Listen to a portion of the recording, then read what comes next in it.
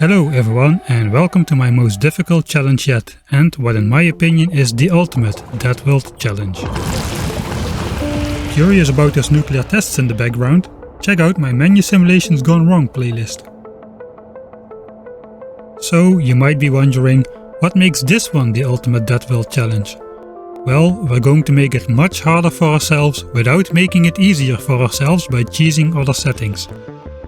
So yes, this is going to be one of those they are billions of biters maps, but with a twist. Or actually, without a twist. We're going to try this challenge in its purest form possible, with maximum biters, no starting area, and everything else will be the standard Dead World preset. So standard crappy starting resources, standard terrain generation, enemy expansion on, and no changes to the other Dead World presets. Just launching a fish-filled rocket will not suffice as our win condition this time. To truly beat the spirit of the map, we will have to utterly dominate the map, and ultimately we will have to achieve world peace in the easiest way possible, to be the only life form left on this planet.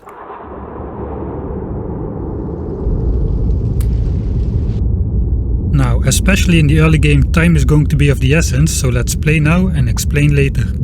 It seems we have no rocks nearby the crash site, but there are 2 rocks visible on the left side of the map. But can we even get over there? The problem is we have to squeeze ourselves through a passageway which might not even exist. So let's try and find the optimal horizontal line to keep the most distance from the 2 biter nests in the north and the south, and then you just hope for the best. If we manage to squeeze through, I foresee us wanting to use this path more often in the future, so let's cut a clear horizontal path through the forest. But if we trigger a biter attack, that will probably mean game over right now. Fortunately, they didn't see us behind the dense trees, so all the dramatic zooming and tense music was absolutely unnecessary, Mr. Editor. So yes, let's locate those rocks. It's pretty easy to do from the map view. You just hover over the rock, zoom in, and there it is. Now that's a cool party trick to use on parties where they play Factorio, I guess. Anyway, this forest contains a metric imperial full of wood, but no more rocks. Well, there are a few rocks on this side, but that's a little too close to the biter nests for us to be able to mine them. So let's head back. The most dangerous part of the trip is actually skirting this water corner over here. Once we're on our conveniently chopped out forest trail, I already feel much safer. But was it really worth taking this trip just to get 1 coal rock and 1 normal rock? Well, yes, because it will greatly increase the rate at which we can expand our first burner miners. Each miner and each furnace takes 5 stone, so we can now focus on quick iron production without worrying where we'll get the initial stone from. We also try to slightly postpone biter attacks by placing our miners in the chunk furthest away from the biter nests, but with the biters this close, they will start attacking us with overwhelming numbers almost immediately once we start producing pollution anyway. The second miner is very quick to make, because it needs only 1 extra iron plate thanks to the 8 iron plates found in the spaceship. It takes a while though to produce enough iron for the 3rd miner, so we use this extra time to snag 1 more very risky rock right from the belly of the beast.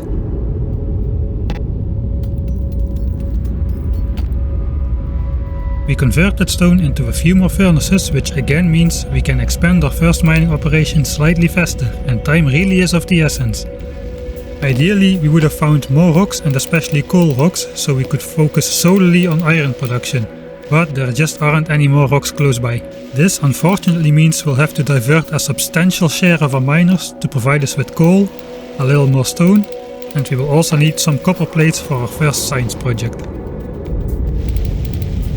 And indeed, only 2 or 3 minutes after placing the first burner miner, our pollution is already starting to annoy the nearby biter nests and they have started to form an attack group. While there are still only a few biters, we attract their attention, and rather than wasting our expensive ammo, we just opt to beat them to death with the handle of our pistol.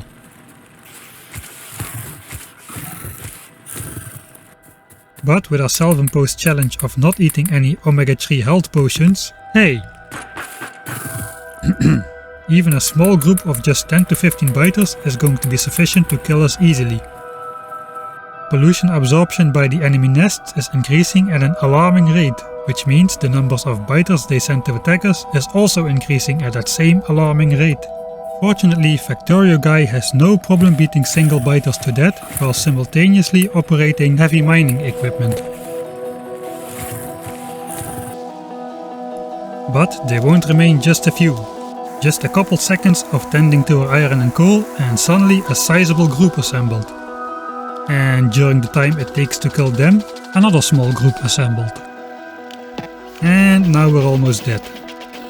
So, with our miners spread out over all 4 ore patches and without any way to defend either the miners or ourselves, let's introduce the master plan. We want to produce a little copper and as much iron as we can, as quickly as we can. Then, once the biter attack group size starts to grow out of control, we just take all that we can carry and run for dear life, hopefully before they send in the attack. And to be honest, right now seems to be a pretty good moment to execute that plan, so we deconstruct everything as quickly as possible and run away!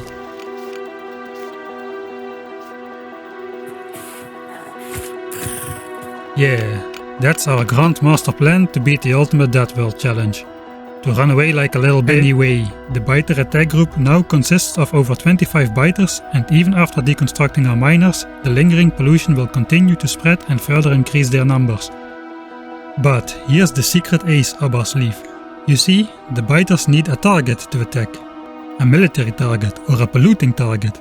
And by deconstructing all miners and furnaces, we've just taken away any valid attack target for the biters. This means, once they do decide to attack, they won't be able to find what to attack, and they just don't. They will stop being an attack group and become peacefully roaming biters tending to their little biter farms around their nests, or whatever it is that biters do in their daily lives. Anyway, it means they will leave us alone, at least for now. In the meantime, while we are waiting for the dangerous attack group to break up, we can explore the left side of the map a bit more thoroughly, while we handcraft 30 red science packs and the required researching infrastructure. And we decide that this forest is so massive they probably won't miss a handful of trees. After all, we're going to need a lot of wooden power poles later.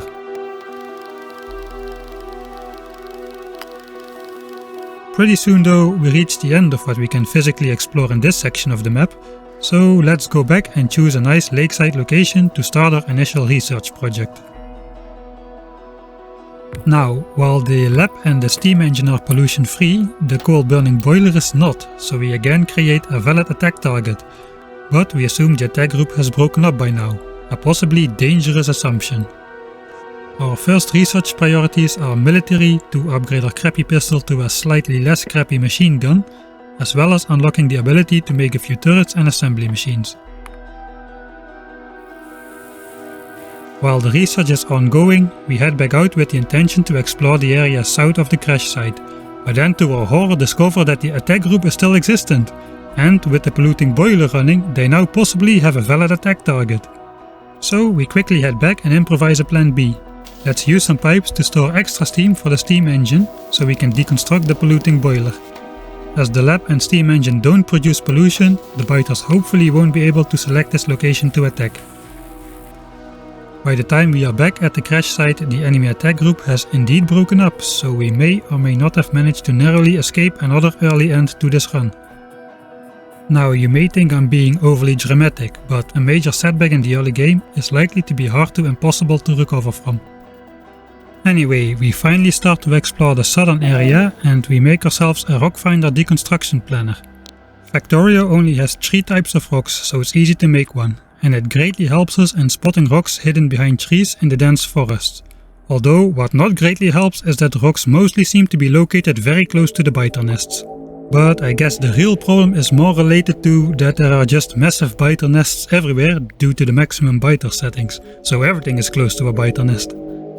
Still, mining rocks this close to giant biter nests while wearing just a cotton t-shirt for protection probably does not qualify as safe work practice, should we be inspected by one of those safety organizations. Anyway, we are taking our sweet time to mine all the rocks we can find, even as our research project finishes. It's pollution-free production of stone and coal, and our secondary goal is to let the pollution in the starting area dissipate for as long as we can stay productive elsewhere.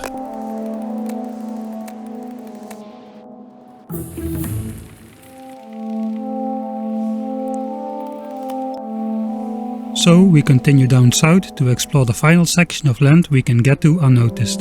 And we utilize our hidden rock finder to locate a couple more gifts hidden in the forests. The extra coal and stone will help us during our soon-to-be second burner miner phase. And that concludes all the possible exploration we can do for a while.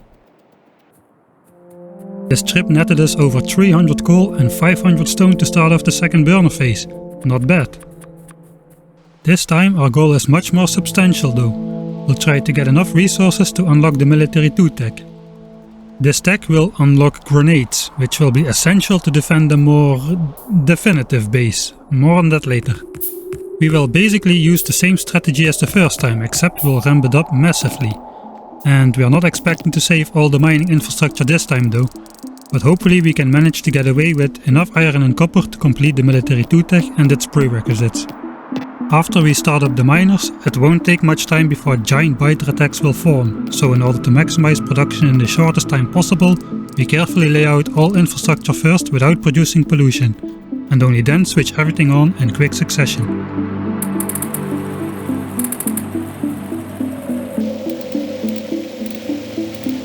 Once we switch on the miners, the nests start absorbing pollution almost immediately, but, and this is a key concept, while the biters from the first attack group are still roaming around, they are no longer qualified as attackers. The nests will need to absorb pollution once more in order to remobilize them. So by doing these quick bursts of massive production and pollution, but then fleeing before the massive attack strike, you basically gather materials without paying the resources it normally takes to take care of the biter attacks. You see, at heart, this is an economic minigame. On normal settings, you have to spend a small fraction of your resources on killing biters triggered by the pollution your factory creates to produce those very resources. But on extreme settings like these, the cost to build, defend and maintain your base can be higher than the total resource output of your entire base. So you'll get overrun and die, even if you devote all of your resources to defense and none to science and automation. At least that is if you play fair. We are basically cheating the system by producing the resources and then not paying for the defense costs by running away like a little chicken. But hey, at least this chicken survives to see another day. This economic concept is also why grenades will be so important. You see, killing biters with turrets and ammo is slow and expensive. Without even taking into account the cost of building turrets and replacing destroyed infrastructure, you will need hundreds of iron just for the ammo to kill a few hundred biters. And all the while during the time it takes to kill them, they are destroying expensive infrastructure. Now let's compare this to a single grenade, which, with its area of effect attack, is able to kill those same hundreds of biters instantly in a preemptive strike somewhere outside of your base. And instead of costing hundreds of resources, they cost a measly 10 coal and 5 iron apiece. Now that is the killing efficiency we'll need before we can set up a non-temporary base, which is meant to stay up and be properly defended.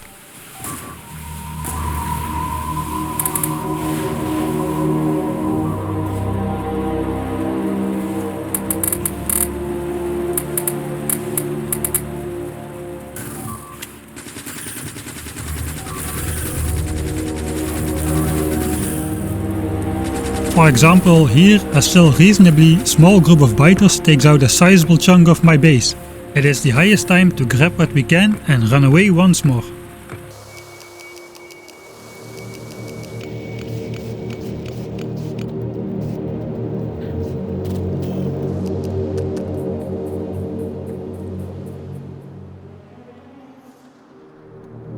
We get a small glimpse at the truly massive group of biters preparing to attack, which shows it's the right decision to bail. We wouldn't stand a chance against the group even a quarter that size. So we escape back to our lakeside lab area once more and prepare the stuff we need to research Military 2.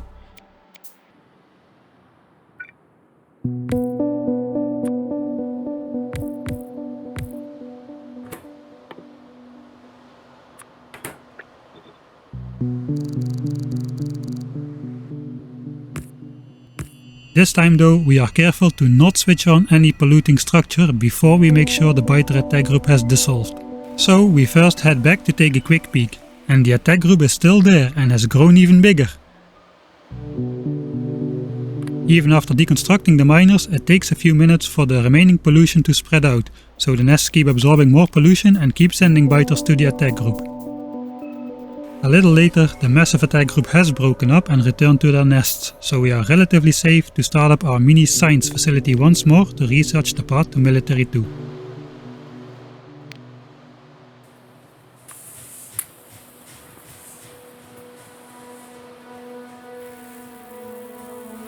Although we are not producing pollution anymore, the lingering pollution could still be lightly spreading and cause a small biter group to form an attack, and even a small group will destroy an undefended base if the player is not present. So, as a precaution, we leave a couple turrets to handle a possible small attack while we are away.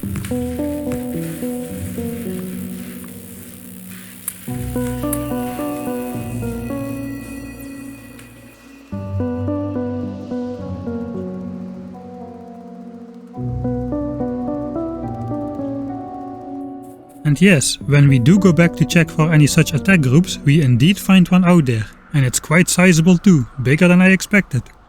But I'm curious, as the pollution cloud from our science factory is not connected to the lingering pollution cloud of our mining factory, will they still be able to select the science factory as a target?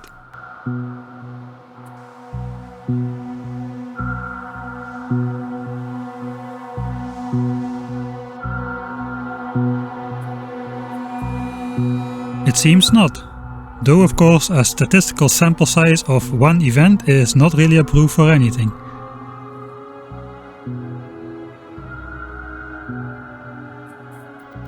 Actually, now that the last big attack group has broken up, we can perhaps do a quick third burn around in order to collect some more resources to start off our real base. Our real base will be far more expensive than what we have right now, so we'll need to produce the resources for it as we build it. So it would certainly help to have some extra resources to start it off and defend it. I would like to clarify that at this point in the game we are not bothered at all about the extra pollution output of burner miners compared to electric miners. First, we are not paying the resource cost to defend against the attacks caused by that pollution anyway. And second, in the beginning, until medium biters and spitters have entered the scene, the driving force behind enemy evolution is time, not pollution.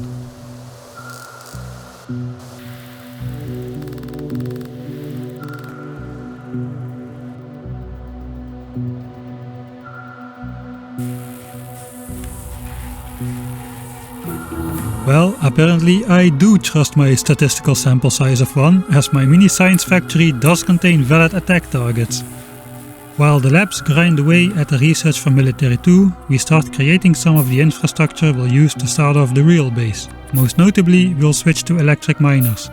They are faster and less polluting, but they are expensive and more cumbersome to set up.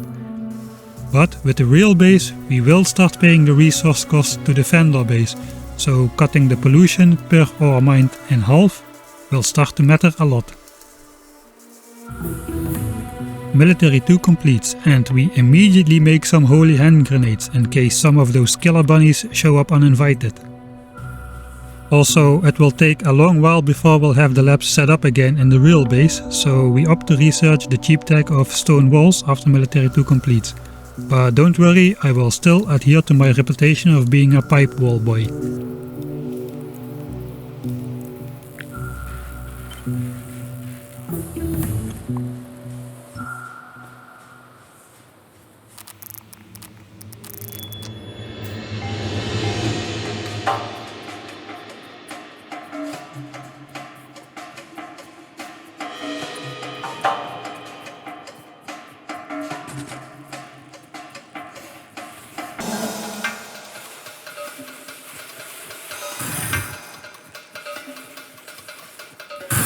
I am so excited about having grenades, I immediately want to show you its power, and in the process I barely survive. Before we unlock the heavy armor, we are still quite vulnerable to small biters, let alone taking our own grenades to the face.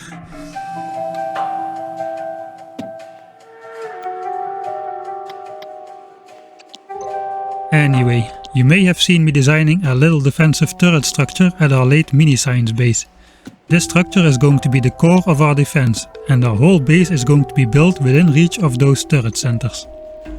Suddenly I'm interrupted by some biters which decided to relocate from southeast nest to northeast nest, but we quickly take care of them. Only then we see their real intent, to attract our attention to the arrival of an old friend.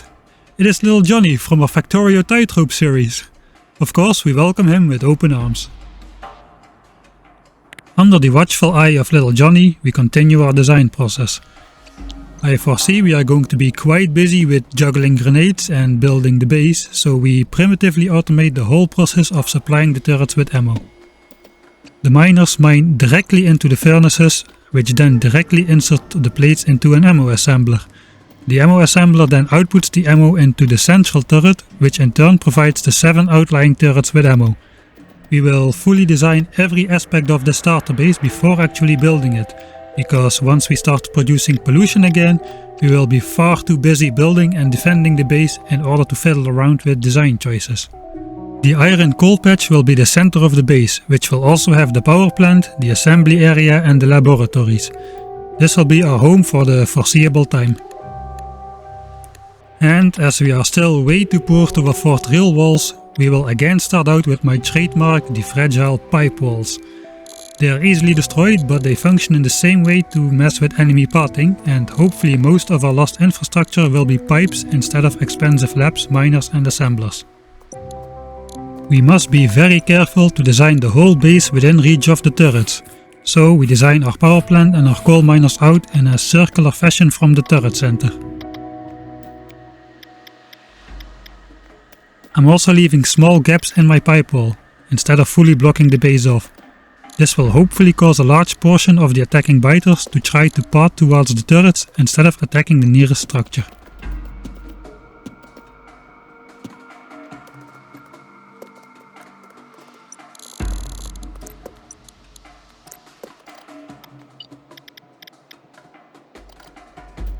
Nice, that completes the main base.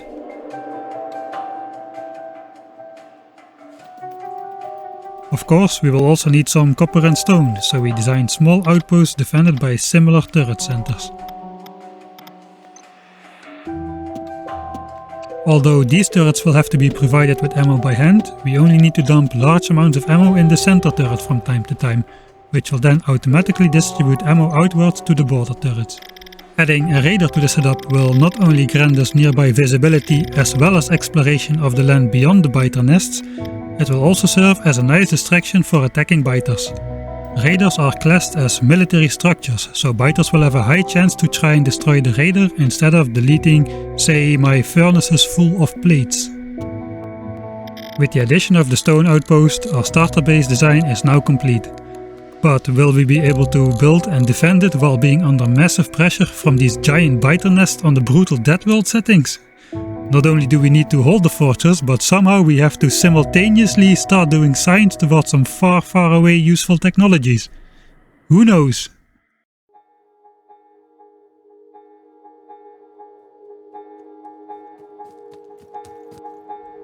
Well, here goes nothing. I wonder how long it will be until we find the first design flaw in this base.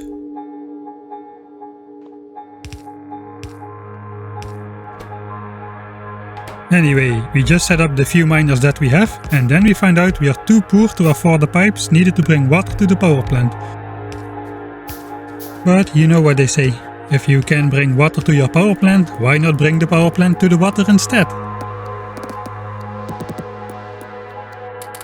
The depressing side effect is though that it will stay here completely undefended while we are busy at the iron patch.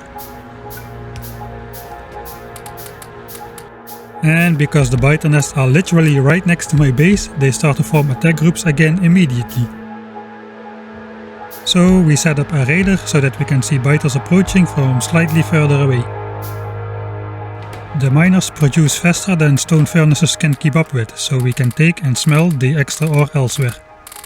Nevertheless, instead of spending that iron on miners, turrets or general progress, we are forced to spend our iron to make a pipe wall to protect the little that we have because of the biter attack threat.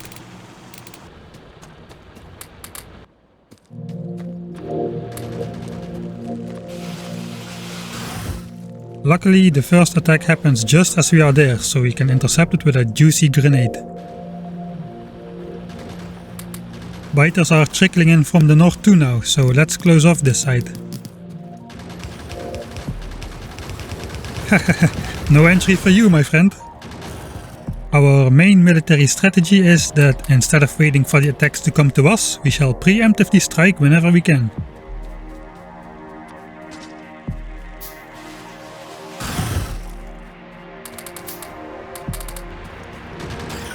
You see, a Biter attack group keeps building up until a randomly set timer reaches 0, and the timer is not affected by the Biter group interacting with the player. So, taking out a large blob of Biters with a preemptive strike means that the attack group will be much smaller once the timer reaches 0, making it more likely that our turrets can take them out before they do major damage. It is also way cheaper to insta-kill a Biter group with a grenade compared to producing ammo for the turrets. Power runs out already. I wasn't planning on refilling those boilers, but we still don't have underground pipes.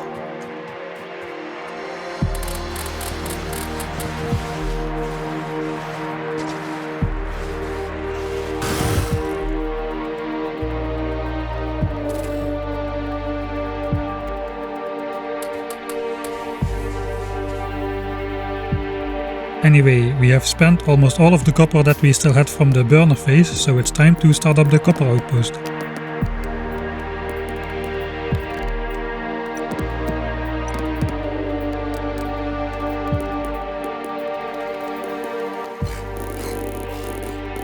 If you are wondering, the small holes in the pipe wall function to hopefully seduce a portion of the biters to part towards the turrets directly, instead of chewing on the first thing in sight.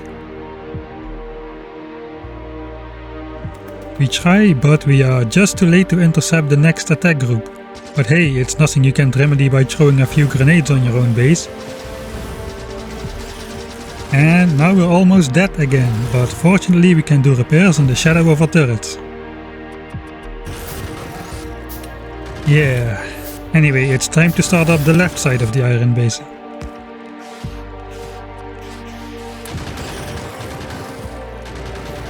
Hey Biter, how about a nice pipe wall in your face? Anyway, it's not really going according to plan. It looks like the Biter attack group gather point is too close to the turrets, so instead of growing the group and killing them efficiently with a single grenade, they keep getting drawn to the turrets in a never-ending stream of Biters, draining their ammo and putting a heavy burden on my iron production to keep the turrets fed.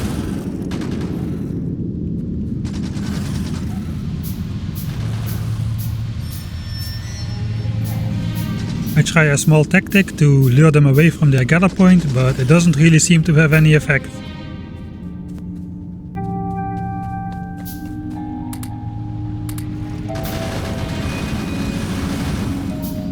Power runs out again and we still don't have underground pipes.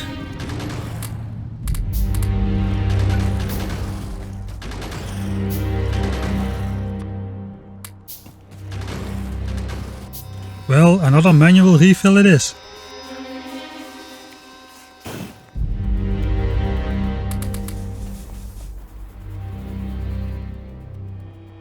I'm trying to set up something productive amidst this Biter chaos hell, but the turrets keep getting fully drained, and I can't even hear myself think due to the Biters chewing on my base everywhere.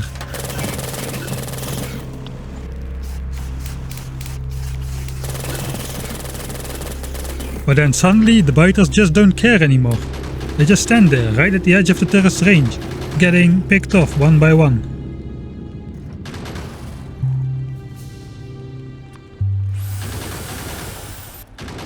Anyway, I still don't trust them. I think as soon as I'll turn my back, they're up to no good. Slowly we're getting a few more turrets up, but we'll have to chip in manually to keep them fed with ammo.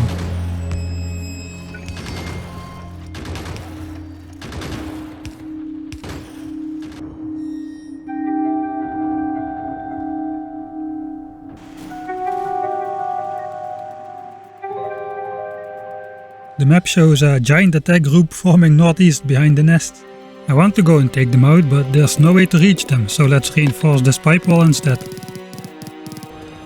The steady stream of turret draining Biters still continues, night and day.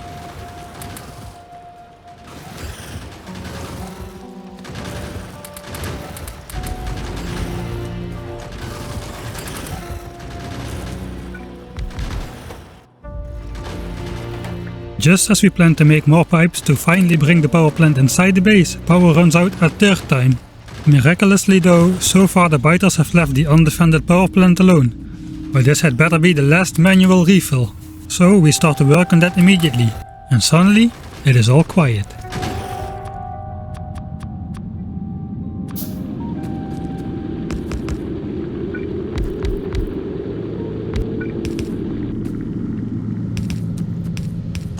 The biters no longer trickle into our base. It seems like they finally decided to gather somewhere further away from the base. Like right here next to the stone patch.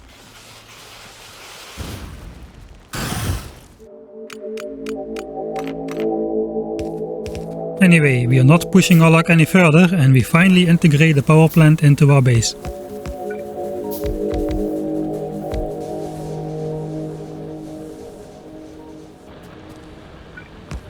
And we finally complete the 2 turret clusters on the iron coal patch.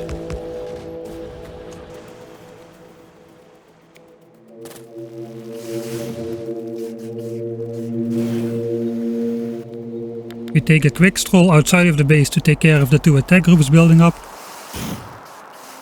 And then even manage to craft some labs. It almost feels like we're getting somewhere. But we quickly get a reminder of that it can all end in one moment of inattentiveness. The gaps in the pipe wall are working as intended though. Fortunately, this was a smaller group from further away and we managed to grenade them at the last moment. But if we fail to intercept just one big attack, it can all be over instantly.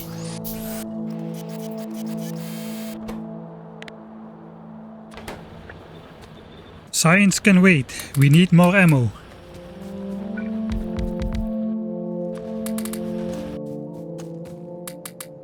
A lot more ammo. And here comes the attack group we just grenaded a minute or two ago. Look at how many biters there are again. Without our grenade interception, that group would be at least twice its size. Still, without our personal assistance, it really takes the turrets a long time to take out all those biters. And all the while they could be destroying precious infrastructure. So it is critically important that, until we have completed our goals for this base, we either weaken attack groups before they strike, or intercept them personally before they reach the base. We finally managed to place the labs and some red science assemblers, but before we have a chance to switch them on, we are distracted again by, you guessed it, the biters.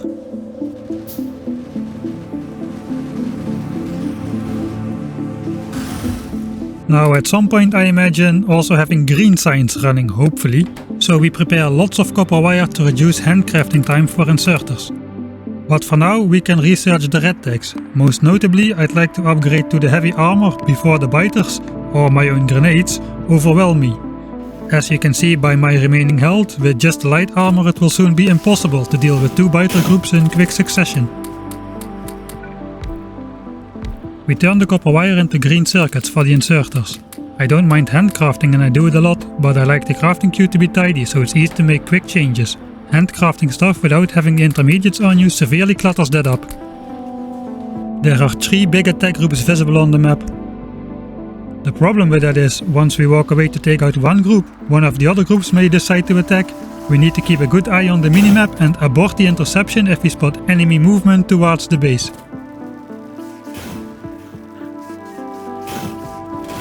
Yeah, we really need that heavy armor, but we still didn't manage to find the time to start up science. All that's needed to start them off is insert a few copper plates, but there's just so much important stuff to do, like service these okay, I just forgot about it, okay? This playthrough is just a little bit, let's call it unorganized. The last of those 3 attack groups finally decides to show up.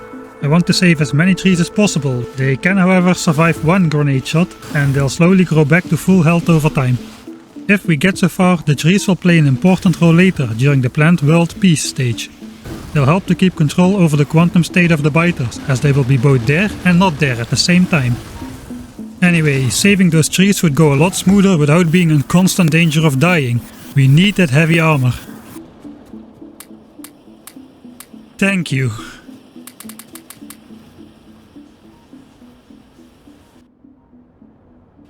Another attack threatens the copper mine. It is small though, and before we arrive the turrets have already dealt with it, so grenades are not necessary.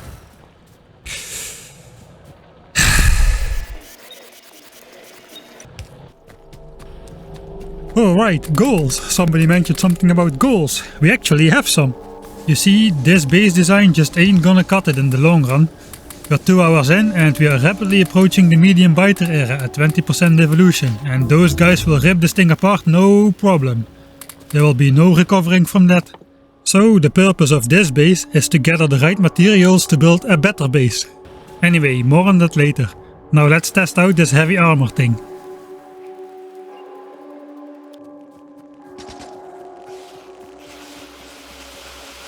Ah, juicy, that feels good.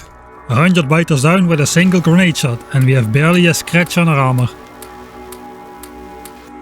We start preparing the ingredients for green signs, belts and inserters. Because we made the green circuits already, the crafting queue stays small and organized, so should the need arise to quickly craft something, we can easily cancel and restart the queue to get it. Another attack approaches through the forests, but now we're rocking our heavy armor, it's much easier to avoid blowing up trees and not dying at the same time. We are now immune to small biters in much the same way that medium biters will be immune to our yellow ammo, each dealing the minimum of 1 damage per hit. That's also the reason we need to complete our 4 goals before we hit medium biters at 20% evolution. But we've just created a handful of steel and we haven't even started yet on the last 3 goals. And while we are immune to small biters now, the base absolutely is not, as you may be able to hear in the background.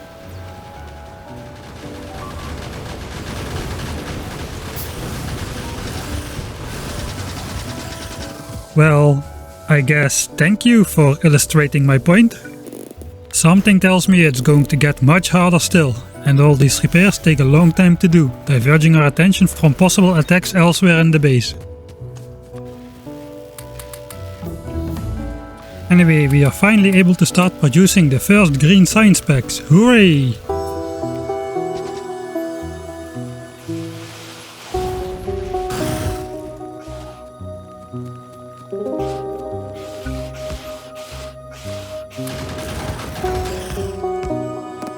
The plan was to do this much earlier, but hey, we are finally building the stone mine.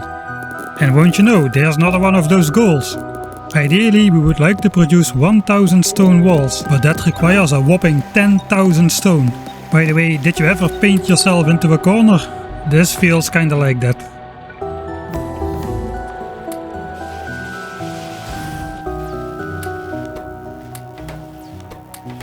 We are distributing the first green signs to our labs, but the biters have researched green signs too.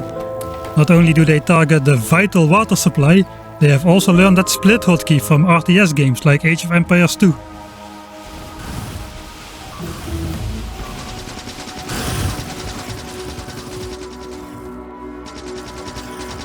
Now that may be the most dangerous kind of evolution. Intelligent biters.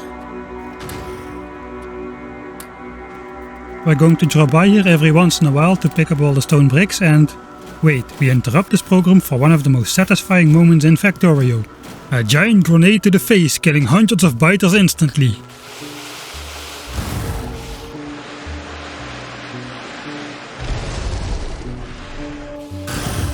Ah, nice. Anyway, we'll turn those stone bricks into walls. All of them, every time. Walls, walls, walls. Walls, walls, no balls.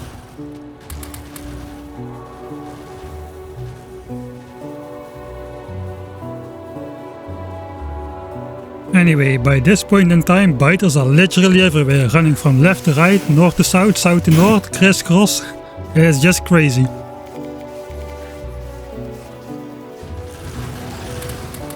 We don't have space to automate signs distribution, but fortunately it's not too hard to do manually when your lab count is 2 to the power of X.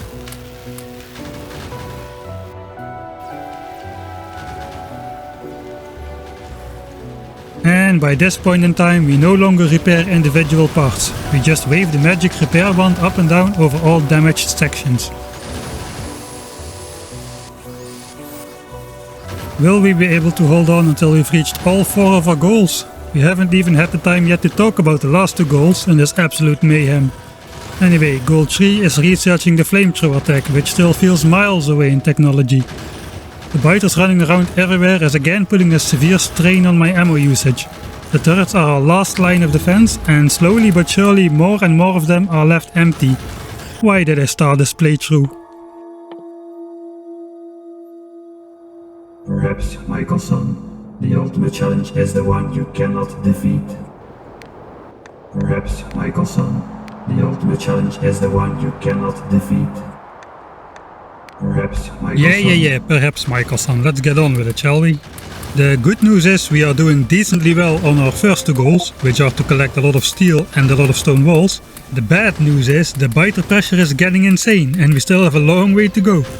Many of the biters looking to join an attack group are still passing through my base in a never-ending stream, so we need to spend most of our total iron production on hundreds of extra ammo to try and keep the biters under control. I even take all my personal ammo out of my gun, and we all know how well that went on Biter Island.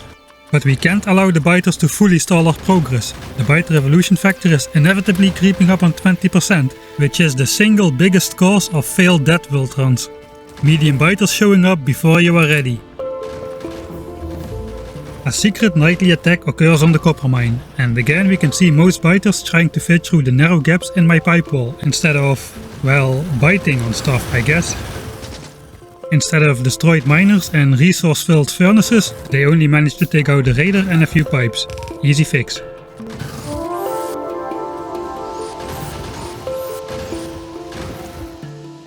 So, regarding the impending doom that approaches with the soon-to-appear medium biters, our third goal is researching the flamethrower technology, which requires researching through quite a few red-green techs.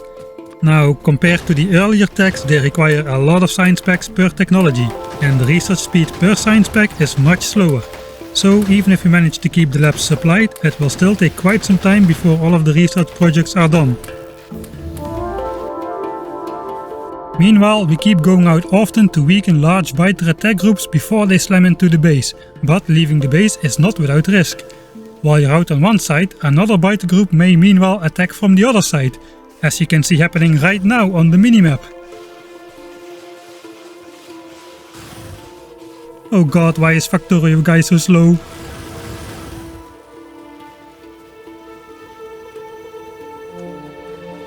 Now, the turrets are great for small attacks and picking off biters who survived my poorly aimed grenades, but they do need the preemptive grenade strike support. They simply don't do enough DPS to take out massive biter groups by themselves. Now, because I'm editing down hours of footage to minutes of video, it may be quite hard for you to get an impression of the actual gameplay. So here's a full unedited section of sped up gameplay where I alter between doodling around the base, throwing around grenades to weaken future biter attacks, as well as popping a few of them here and there on my own base to deal with attacks and to produce that damaged, rustic look on my machinery. Design master Little Johnny would approve.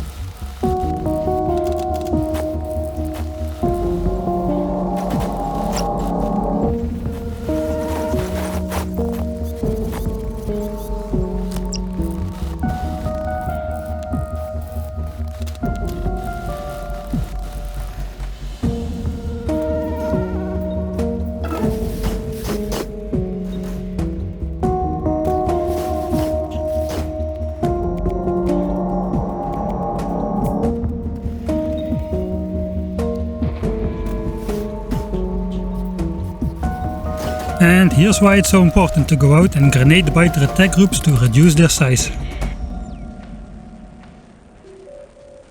3 attacks at the same time, though all of them are small thanks to our grenade interventions.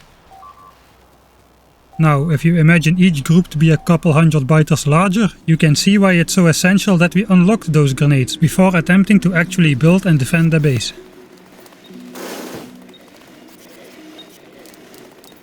We are actually progressing through science at a decent pace. We are only one tag away from flamethrowers now. The flamethrower tag itself though additionally requires 50 military science, for which we need red ammo, grenade— Hey! Stop that right now! Can't you see I'm trying to work here? Jeez!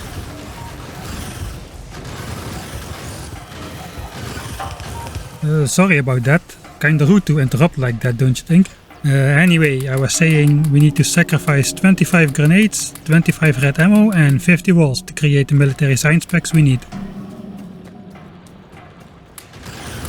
Meanwhile, we keep an eye on our other goals of stone walls, explosions and steel. And bam, the flammable stack is finished. Only one tech remaining now. Man, I can smell the napalm victory already. Hey dude, no, what are you doing? Don't research that. Flamethrowers, yeah, flamethrowers dude. Oh my god, you're so close and now you're gonna frick it up like that? Yeah, I get it, not all military science packs are ready, but that is a slow tech dude, and it's not all that useful. What is useful though are all these stone walls and steel, which we will need for the next step of our grand master plan. If we ever get that far, that is when you start researching useless garbage like that. Anyway, meanwhile 3 large biter attack groups have amassed in different locations around the base again, but this time we catch a lucky break. The North Biter group decides to attack just as we walk under there, so we can just let them surround us while taking some good old grenades to the face.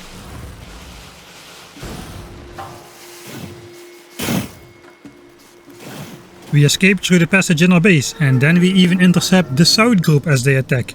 Convenient.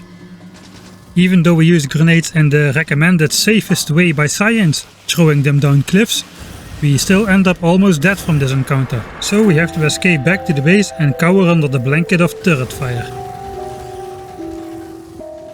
I said cower under the blanket of turret fire, what you don't understand? You're almost dead dude, you can't eat fish to will, remember? Up a little more, that's better.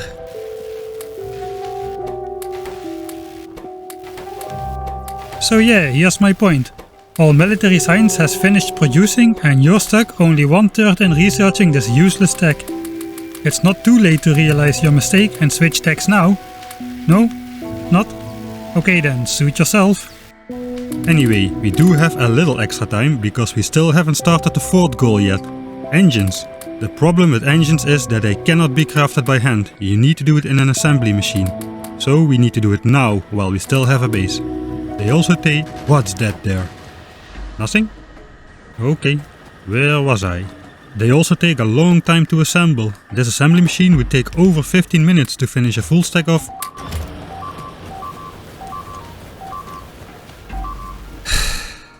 It's getting pretty hard to get a point across with all these interruptions. Anyway, we may not have 15 minutes to live anymore, so the moral of the story is we divide the resources over 8 assemblers instead of 4. That's all I wanted to say. Meanwhile, the entire base gets taken down single-handedly again by one smart biter.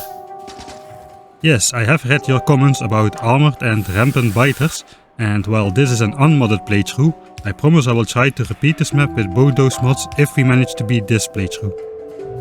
So basically all of our goals are being worked on. Now we just need to hold on and wait for those processes to finish, including that stupid useless tech you're researching right now.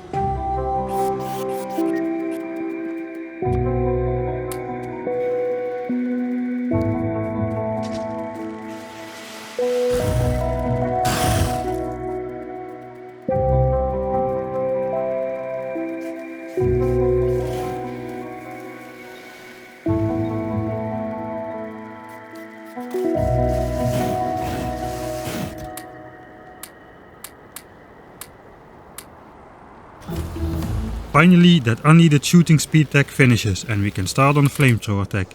We collect all science packs and use some smart half stacking to equally distribute all science over the 8 labs to ensure research speed stays maximized until the end. But can we still safely leave the base undefended to go take out some biters? There are again 3 big attack groups building up on 3 different sides. What was this episode called again? It somehow seems important.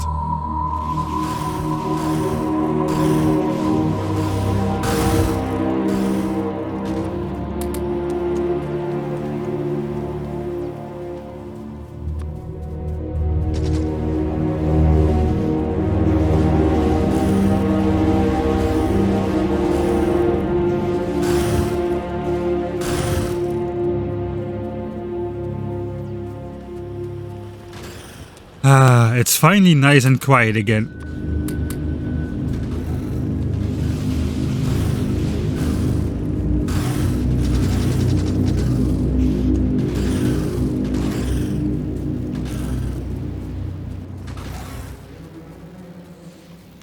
Well, this episode is called The End, so let's no longer keep you in tension. Yes, it's going to happen. This will be the end of Factorio Guy. Space. he's not gonna try to maintain this base any longer. It's time to end the existence of our base once again. So we start by deconstructing the core of our production. The miners go first. As the flamethrower tech completes, we have succeeded in our first 3 goals, but we cannot relax just yet. After deconstructing most of the base, pollution output stops, but local pollution is so high, vast amounts continue to spread out to the biter nests for a while, so the attacks won't slow down just yet.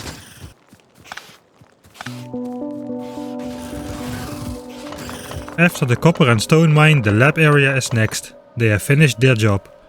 We should not be congratulating ourselves just yet though, or we'll end up in one of those celebrating too early compilations.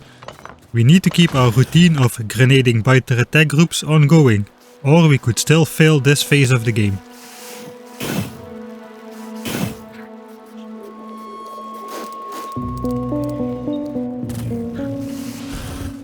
In the early game, there is no such thing as having too much iron, especially in a hostile game like this one.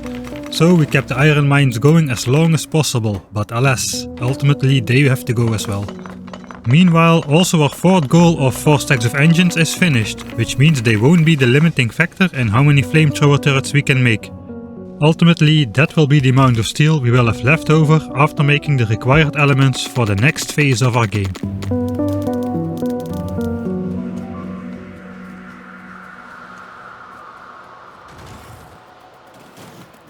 Ideally, I would like to pack my bags and run away again, but we have way much stuff to carry this time, and there's nowhere nearby to run to.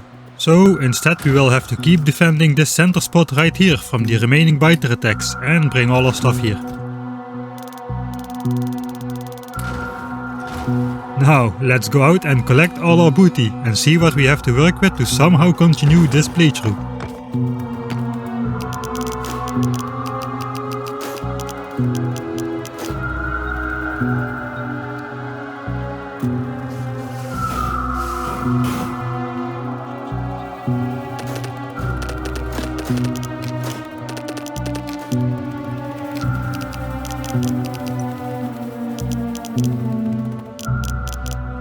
Let's take a look at the pollution graph.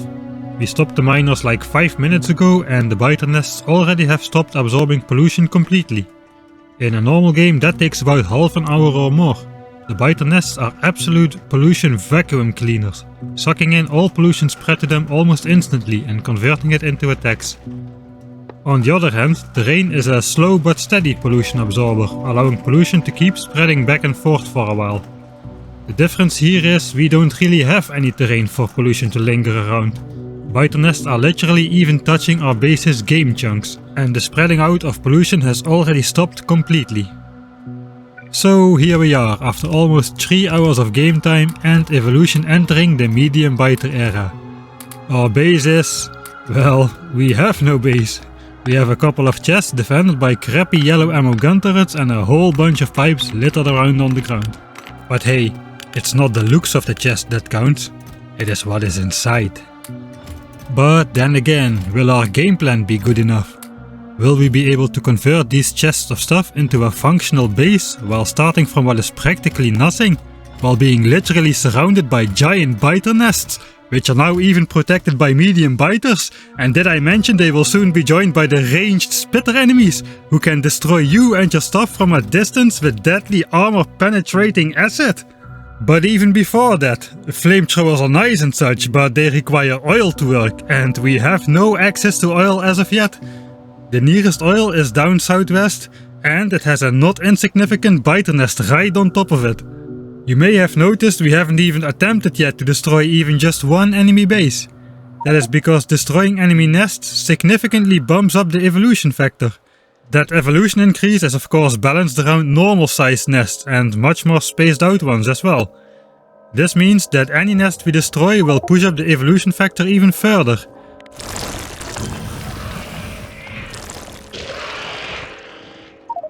But to claim the oil we must do just that. And evolution is already past the point where medium biters start to appear, and at 25% they will be joined by the small spitters. So will we be able to claim the oil, and if we do, will we be able to build a real base? Is there even enough space to attempt that? Well, those are the 99 problems we need to deal with next time. But hey, we may have 99 problems, but a base ain't one. At least we can finally have some peace and quiet without all those biters running amok. So the next part of our game plan is all about claiming some stuff for ourselves. First up, we are preparing to claim the oil field. We can't fill our flamethrower turrets with water after all. And second, we somehow need to create a reasonably safe space where we can build an actual base without non-stop distractions. But these chests, they must not be destroyed or it's all over. So let's proceed with some caution and not leave it completely undefended while we head out to the oil fields. What? The oil fields? You didn't even have a base! I know, normal people build a base first and only then proceed to expand out to claim oil. But not us. We are just a little... special. Anyway, now we're gonna need to take out these defenders here. So let's arrange our hotbar and attack the southern section first. That should be easy enough as it has only 4 nests and 1 worm. We're gonna try to conserve some resources by placing the gun turrets just outside of the nest range and use the very resource efficient shotgun to take down the nests instead.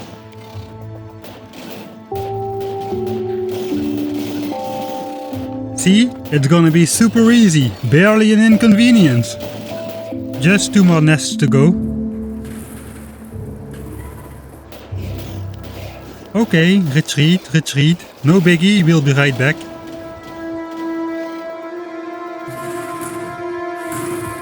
Now we just need to evade the worm spit and... ouch, ouch, okay, retreat, retreat.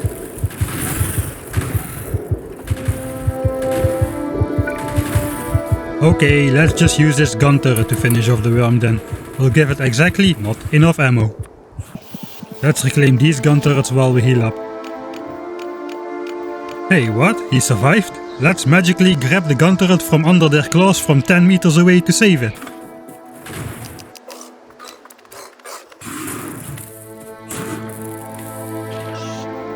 Okay then, I give in. Let's use the turrets to kill the final nest before the biters eat me alive.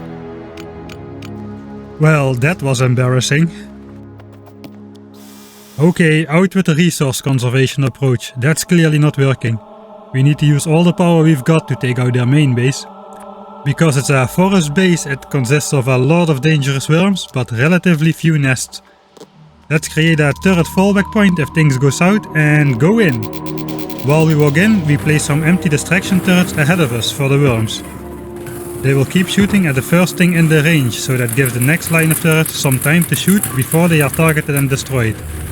We help out personally with some grenades.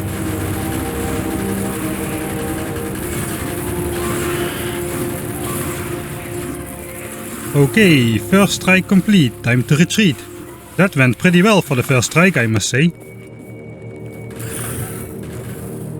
Before we go in for the kill, we create a new fallback point more close by, trying to limit the chances that any of the other nearby nests are called to help their neighbors out.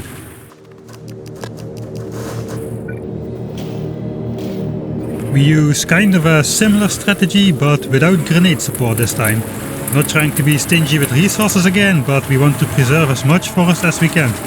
It will help just a little bit in the short term, but it is even more important for the very late game I have theorized to one day happen.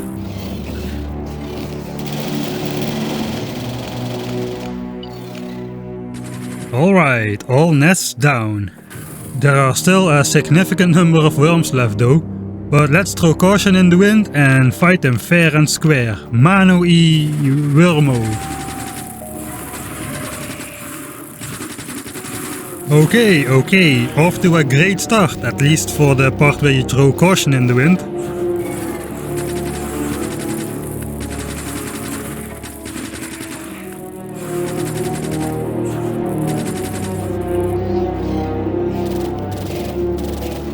Now that was more like it. Actually, let's take out this last one and call it a day. All of the other worms are far enough out that they may be those who remain. Now, the area around the oil sources is pretty forested, which is good in one way, because it will reduce the number of attacking enemies by absorbing some pollution, and also we won't be here personally to help out with the defense, but the forest is bad in another way though. It's gonna be hell to build and connect all the pipes while simultaneously trying to preserve most of the trees. I will spare you from it though, but I'm gonna start handcrafting some flamethrower turrets while we build it. Okay, I think all the pump jacks are connected, but trying to build and memorize where I put pipes was horrible. Just look at this hidden pipe corner behind just a few trees, and now extrapolate that to the dense forest below, and I sincerely hope you don't get what I mean. But how are they gonna work, you ask? Well, we brought a special micro power plant just for the oil outpost.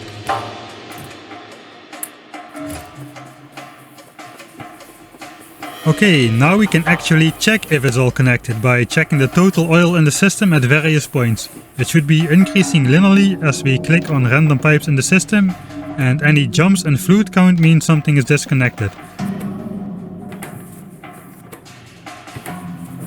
But it looks like we're good. Of course, that means pollution will start spreading immediately as well, so we will temporarily defend this outpost with the old base's gun turrets and yellow ammo. After we set up the main base, we can come back to properly reinforce it with walls and flamethrowers. Some good old pipe walls later, and it's time to pipe the oil out to our main base's location, I guess. It's a bit of a stretch to call a handful of chests next to a crashed spaceship a base. Experts agree that there is more base in our outpost than in our actual base. To be honest, if this were a private playthrough, I wouldn't place a raider here now. We don't need the extra pollution, and we don't even have enough spare electricity for it. But alas, we are making a movie. Not placing the radar would be similar to filming with the lens cap still on.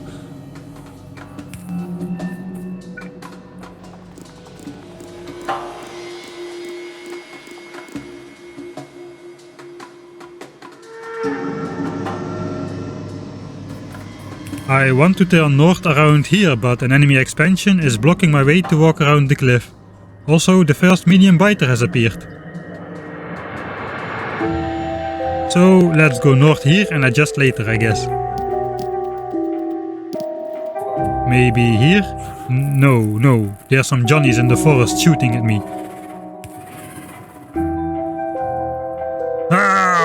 I'll spare you the rest of the trip through this jungle.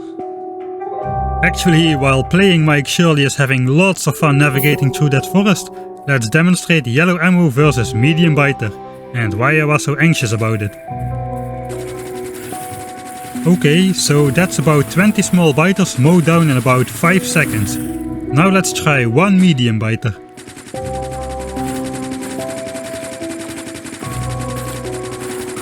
Yeah, well, that also took 5 seconds of continuous shooting. At this point in the game, those armored bastards have the effective health of over 20 small biters, plus they do serious damage, and they are the fastest dudes until very late into the game, outrunning even big biters. Now, that's quite a sudden power increase for the enemy, and the main reason why we were in such a hurry while gathering resources from our previous base. Alright, we made it back to the bay. Wait, what's this blockade? Let's lure them away so they don't allure the nest while I We put down a couple tanks to siphon the oil to our base. There's already 18k oil in the system and we're gaining about 100 oil per second. Awesome! But despite the dense forest, the oil field pollution is already spreading onto the biter nest. Hopefully it will survive. Okay, so after careful evaluation, the planning council decided there is really no space for a base, and we will have to kindly ask the citizens of South Bytefield to move out. But just as the demolition crew arrives, it appears they have signed a protest, and bureaucracy demands the demolition to be delayed. So we are forced to take another journey to review the protest, and once we have satisfactorily rebuilt over their complaints, take the journey back while night falls. All these small delays add up though, and during the fixing of this one small issue, the passage of time alone caused the evolution factor to increase by a whopping 0.3%. And now we have to take out this giant nest somehow. Judging by my combat performance and trying to claim the oil field, there is really no way I'm going to be able to do that with grenades and gun turrets. But we don't need to. Now we've got Flamethrower turret.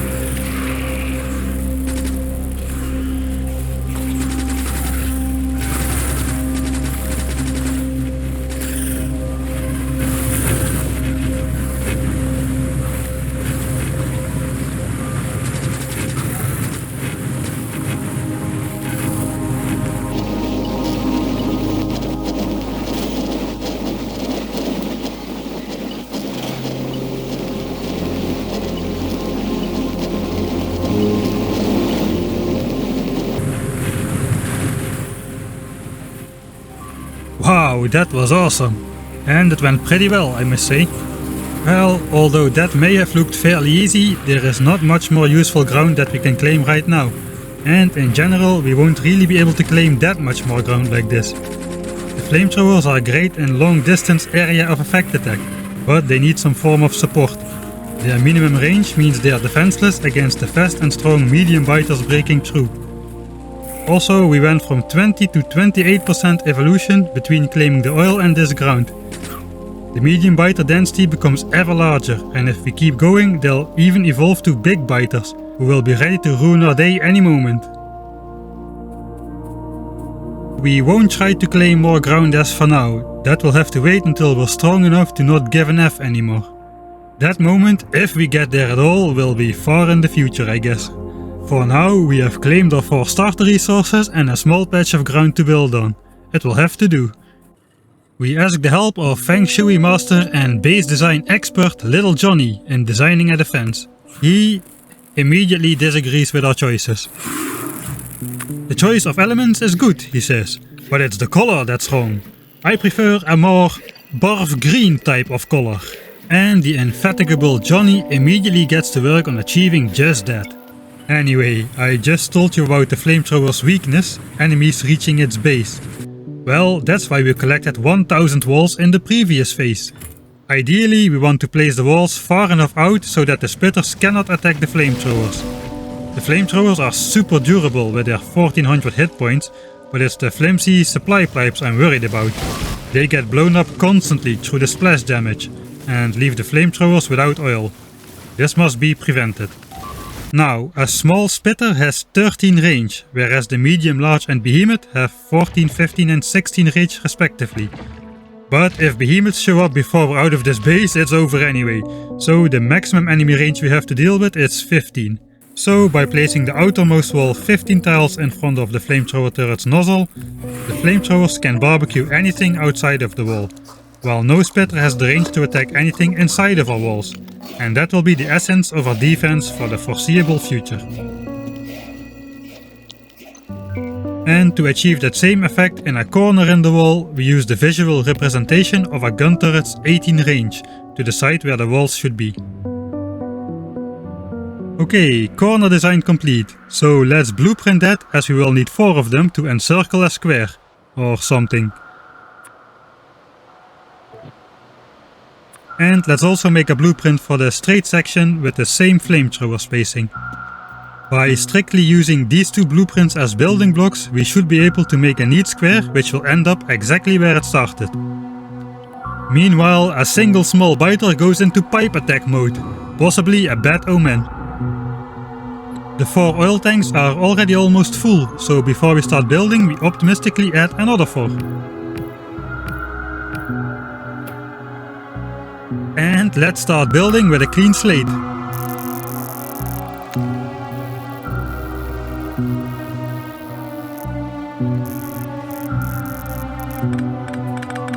Oh no, I already know what that sound means, but hey, at least we get to watch it because of the radar.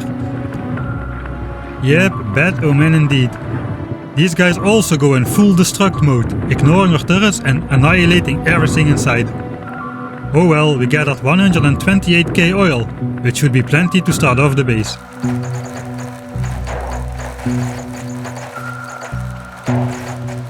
It's time to lay out the shell, our base perimeter, which will function as sort of a defensive prison really, locking us inside, but hopefully protecting us for long enough until we can break free again. We'd like to have the copper and coal fully within the defensive structure, so... Oh wow, these guys are pretty close by, aren't they? They are not gonna be good neighbors, are they?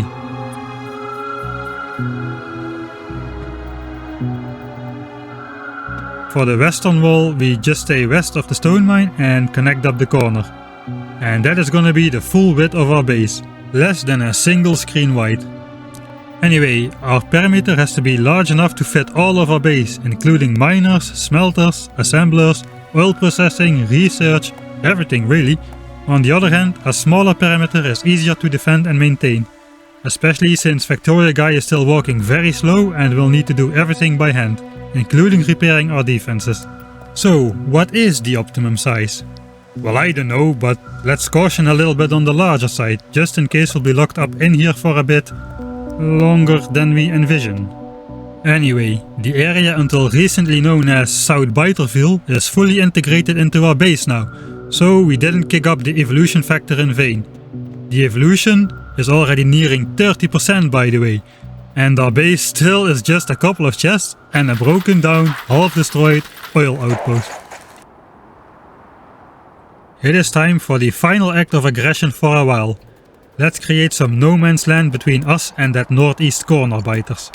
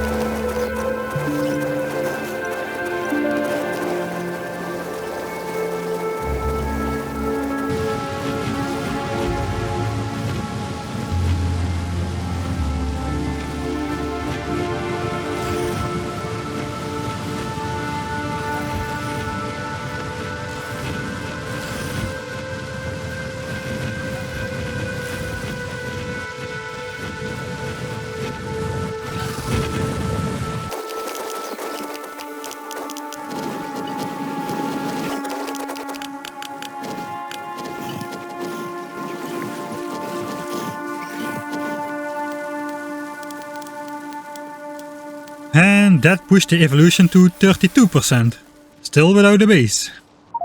So with that out of the way, let's try to build the rest of the shell and find out if we gathered enough materials during our previous game phase base. Well, it looks like we need 50 flamethrowers to fulfill our full design, but we don't even have half the resources for that.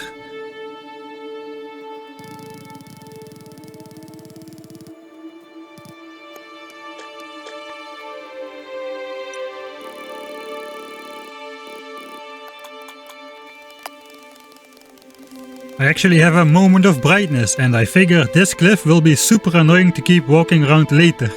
So let's extend the southern border one more turret distance. I said earlier I want to preserve as much forest as I can, so why am I blowing them up? Well, it's simple really. It's like those anti-wildfire ditches. We remove everything flammable from our flamethrowers range and then some, so we don't accidentally start wildfires that can spread who knows how far. Not only do we need the forest for the late game, but burning them also causes a lot of pollution resulting in attacks, possibly before we are ready for them.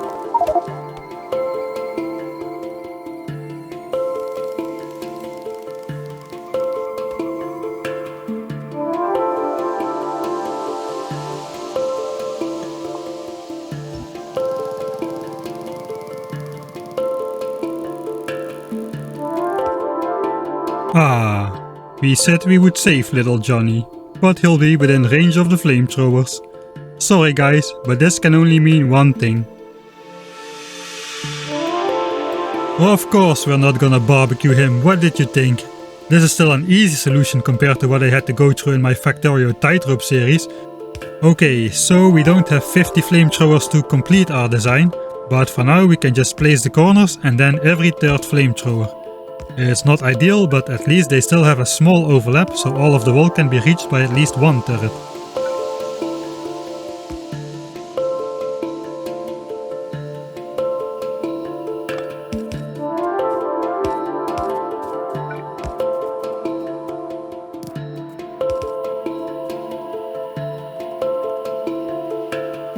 And that's the base encased.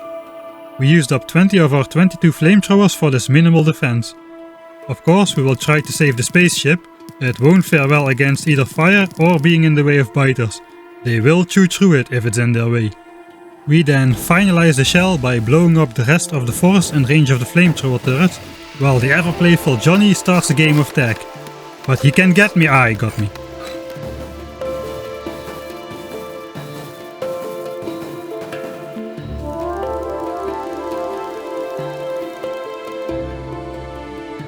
And that is the whole shell of our base completed. Now it's time to turtle up, and perhaps we'll need some divine intervention later. So let's put all of this collected wood in this chest to be sacrificed to a future entity who will surely help us out to beat this insane challenge. Now, a smart player would leave the backup defense intact given that we've only built a single wall and the absolute minimum amount of flamethrowers. It's by no means fail proof and we still have all of our belongings in these chests. I planned to set up the power plant next to the coal patch, which is why we pushed the east wall out a little beyond the edge of the coal patch. Really, I'd like to claim back the oil outpost first, before the biter attacks ramp up again, but we are broke. We don't have enough walls nor flamethrowers to properly protect it. So we first have to set up camp here and gather some more materials. It will be a great test to see if the defense system works.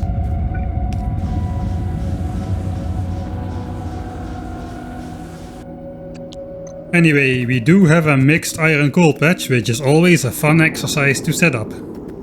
Before building a full smelting setup, we need to do some base planning, which will take some time. So for now we set up yet another semi-temporary setup to quickly amass some much needed iron. And to make the future mining area a little more compact, to save a little space for the rest of our builds, we start by trimming off the edges of the iron patch. We also make a coal buffer. Now we don't need that much coal, but we need to be able to collect some large amounts for whenever the furnaces run out. And because flamethrower turrets require a lot of steel, we even set up a small but dedicated steel mine. That's enough iron and coal for now, but we also need lots of stone walls again. You still need to build a second wall of the shell, as well collect walls to protect the oil outpost. But the attacks shall commence soon again. Pollution is already being absorbed by biter bases on 3 sides. And meanwhile the spawn chances of the dangerous medium biters and small spitters are much higher than back when we were claiming the oil outpost and space for the base. And at 40% evolution, medium spitters will mix in, and shortly after that at 50% evolution, the party really starts with both big biters and big spitters making their entree.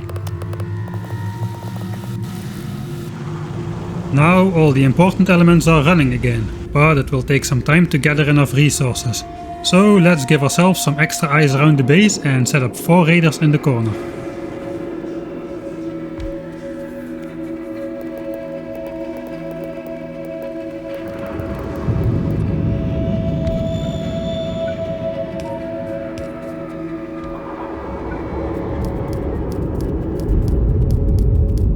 Aha! My moment of brightness while planning the shell pays off, and now we don't need to walk all the way around this cliff. And I foresee we will need to make many trips here.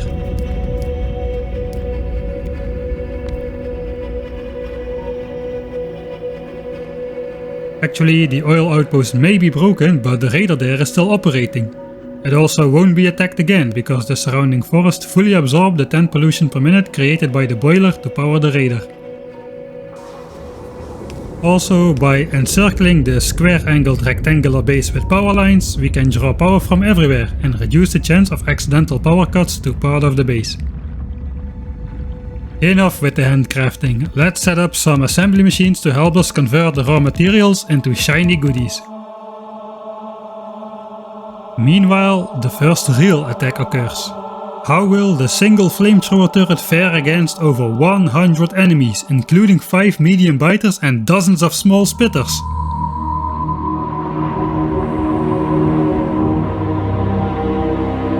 Pretty damn well actually. Now that is the power of area of effect attacks. They will slowly wear down the walls however, and once they break through at any point, hundreds of enemies are free to flood into my base against the then defenseless turrets. We will need to remain careful. As we keep the focus on completing our defenses first, we convert our iron into pipes and gears in order to make more flamethrower turrets. And we can even utilize the assemblers to make the walls and the flamethrower turrets themselves. We can simply control click the resources in and out of the assembler to quickly craft a single flamethrower per assembler.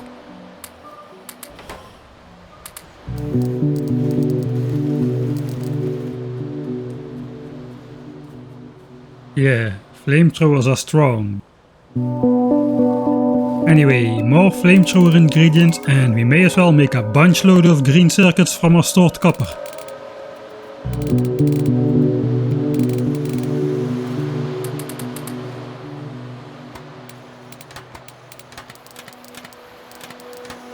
Let's check out some attacks in detail.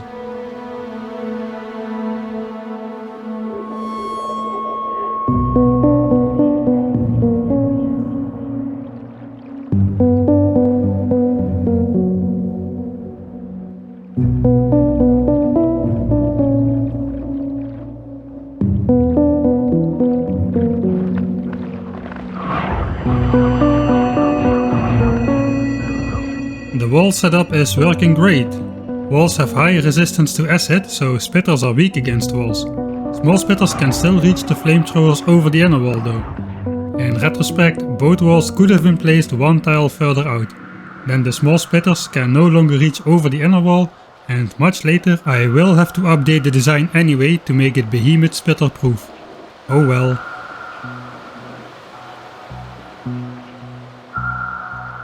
The biter enemies however are not weak against walls, and while the whole attack is destroyed by a single flamethrower turret, they have already almost broken through.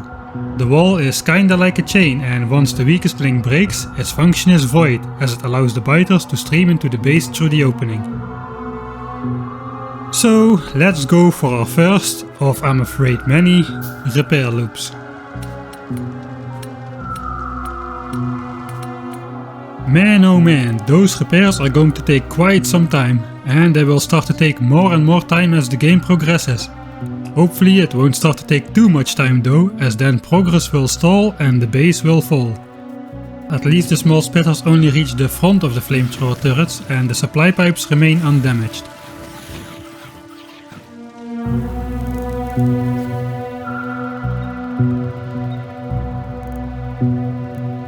Perhaps I should have gone for a smaller perimeter. Well, only time will tell.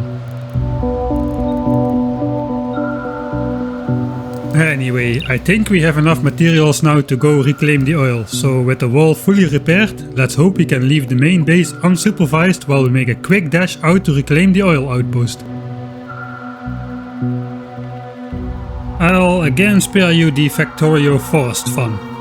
Let's just zoom in and bam, it's done. Now that was quick, wasn't it?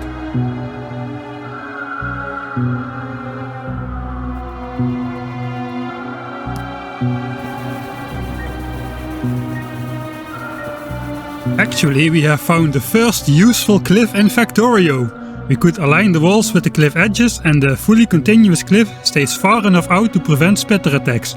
We even incorporated some of the worms inside of our cliff wall. Now, that was quick, wasn't it? Actually, no, it took me over half an hour to build this. And meanwhile the biters have fully breached the wall in the main base. It even was in the small section of the base which was double walled. You can actually see 2 medium biter corpses inside of the walls. Fortunately they died from still being on fire when they broke through the wall, but the next attack is free to outrun the initial fire stream and rush into the base. We gotta go fix that quickly. But I'm too stingy to power the oil outpost with oil, so on the way back we will drag a power line behind us to connect the 2 bases.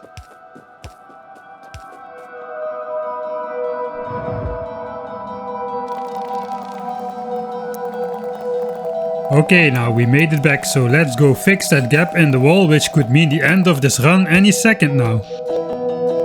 Come on, hurry up, we don't have time for this. Yeah, that's the right direction, let's go fix this wall. No, what are you doing? Don't get distracted now.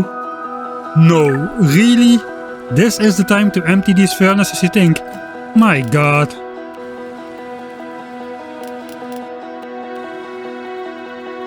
Yeah, okay, eventually we will need that second wall, but there is already a wall here. Go fix that east wall, you idiot! Yeah, playing with biters is fun and all, but there's an urgent problem you need to fix right now. Priorities man, priorities. Sometimes I don't know how I survive these playthroughs. Anyway, those biters destroyed a pristine, undamaged wall in just a single attack. Maybe we're not as safe under our flamethrowers as I was hoping for.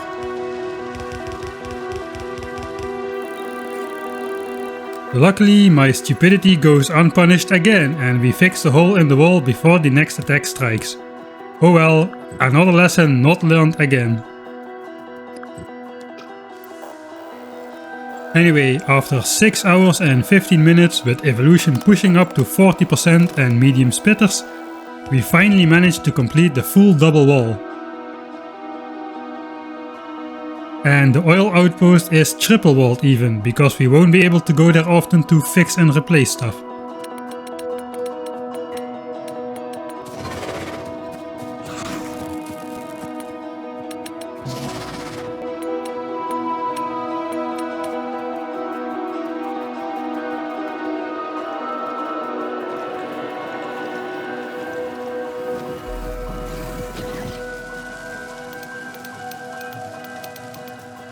We finally managed to repair the full double wall once more. My furnaces here have run out of coal, but that also means they produced a ton of resources while we were gone. Meanwhile, it seems the entire base is running on the single boiler at the oil outpost. What happened? Did the flamethrower burn down both pipes? Well, I guess a slight redesign should fix that. Also, these annoying ore outcrops have run out, so more space for our future builds. Where was I? Ah yes, a ton of produced resources. Which we can turn into more flamethrower turrets.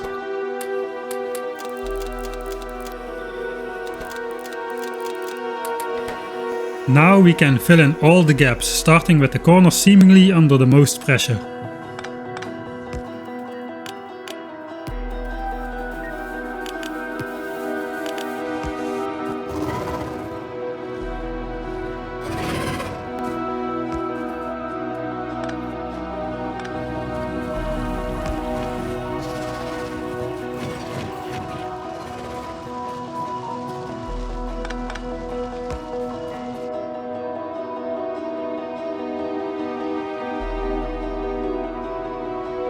Meanwhile, also the oil outpost starts to attract bigger attack groups.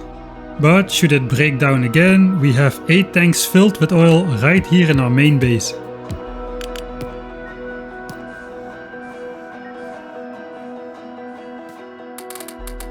Another 8 flamethrowers done, another 12 in the making. But I still underestimated the amount of steel needed, so let's give it a quick boost.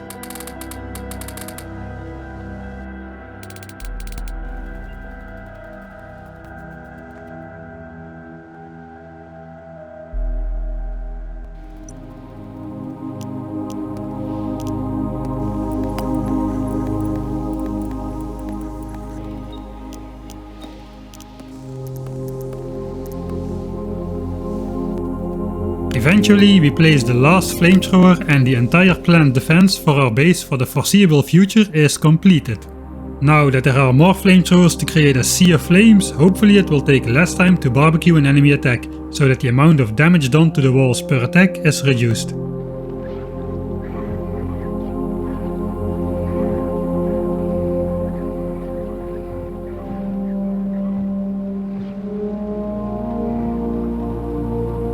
So let's do one more quick repair round to tidy up and prepare for a round of building, because now that we have double walls we no longer need to be afraid of biters breaking through at any moment, and we can stop monitoring the damage to the walls manually. Only once the enemy fully breaches the outer wall and we hear the alert sound of something breaking, we need to undertake action and repair the damage. In a certain way you can say that we automated the process of monitoring the walls for damage. Anyway, that means we can finally fully focus on the process of building a real, actual, definitive base. So, let's get building.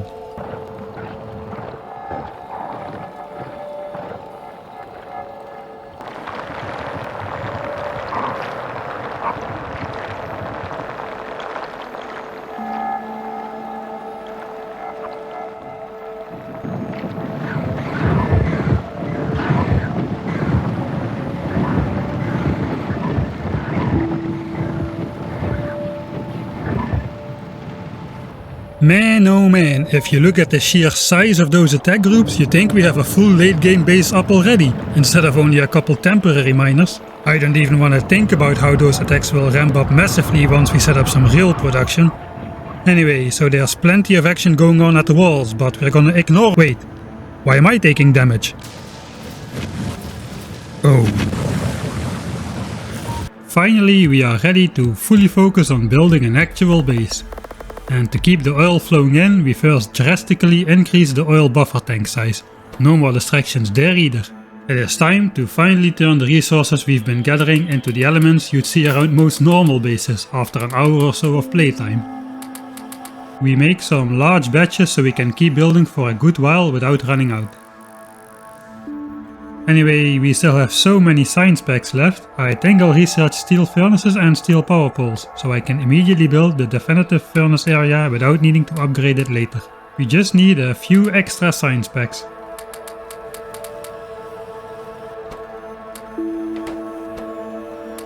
Labs passing signs without a delivery point. It looks a little weird, but it'll do I guess.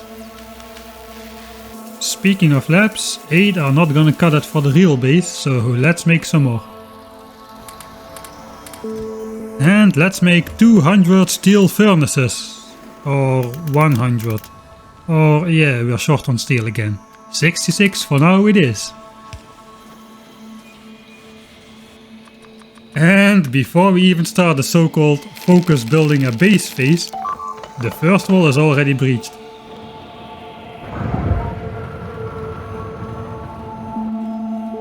Actually, it's looking like it's getting pretty busy everywhere again.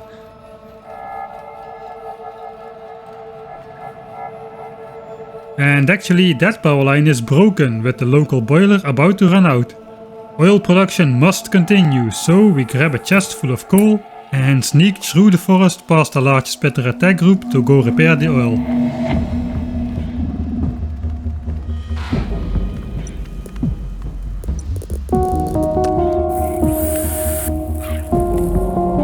And the walls.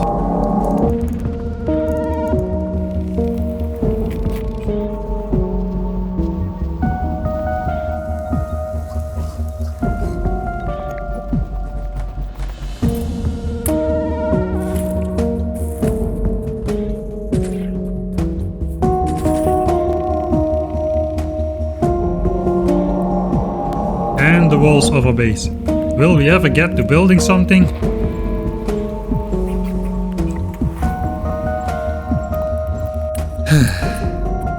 With the oil outpost and the base fully repaired, let's give that focus building stuff another try. To avoid getting distracted by more shiny researchable techs, we get rid of the temporary lab setup. I lay out my favorite furnace design, increase it to a stack of 12 and then 24 high, and let's see where it fits best. I managed to fit a yellow belt of copper and a red belt of iron in between the ore patches. Now, do we actually need that? For a short while, yes, we can do slightly better than a yellow belt of iron, but getting a full red belt will be a utopian dream for quite a while. We will only have the starter iron patch to work with for a long time, and in fact, the need to claim another iron patch before this one runs dry is probably the next big challenge. Well, given that we survive the enemy attacks until then, of course. The evolution will venture far into the territory of big biters and big spitters before we can possibly be ready to expand.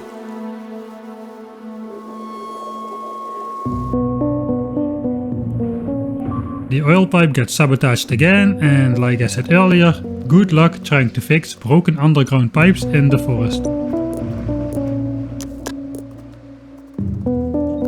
Okay, back to building. Hey, what? No! Another Viper immediately destroys another pipe again.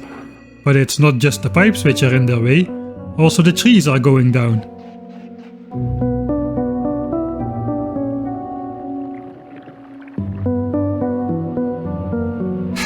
Well, let's try something different then. Let's cut away the forest so the biter pathfinding will hopefully become easier, so they won't feel the need to destroy our stuff on their travel. Okay, back to Another wall breaks already. Again, there are spitters in full destruct mode, but fortunately the flamethrower can just barely reach them. Perhaps the walls are at the right distance after all. Hey, building stuff. I found a nice alcove to fit the lab area in. And I bet you we can fit the red and green science manufacturing right here on this cliff edge. And we did. Let's switch it on and see if it works. What, do you think I'm trying to spaghettify as much as possible? Perhaps. But for now I'll claim it's just a side effect of trying to fit purpose-built setups on a small enough area. It's not like we have the space or resources to set up a neat giant 4x4 bus yet, or any other organized system for that matter.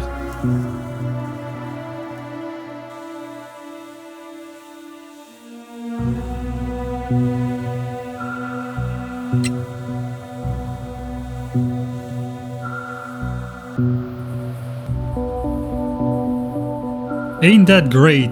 We are 8 hours in, with evolution just 4.5% away from big biters, and we have finally fully automated red and green science. Wonderful. And we even have a basic mall.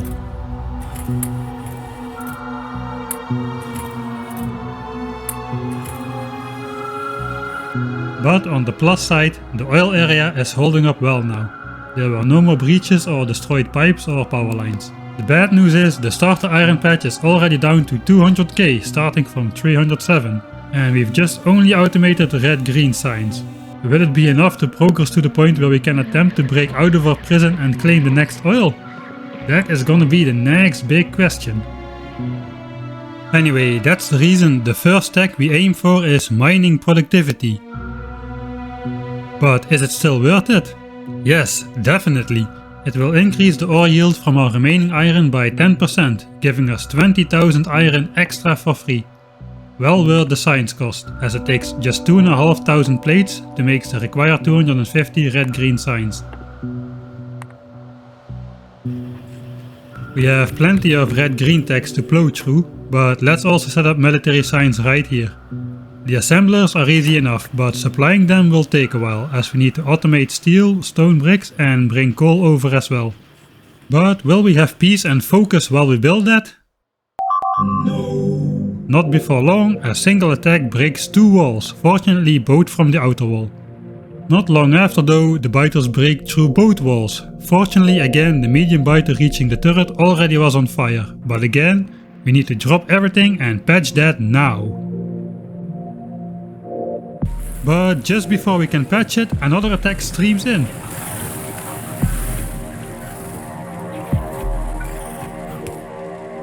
Oh boy, now that could have ended completely different if they weren't stupid enough to somehow ignore the gaping hole in the wall.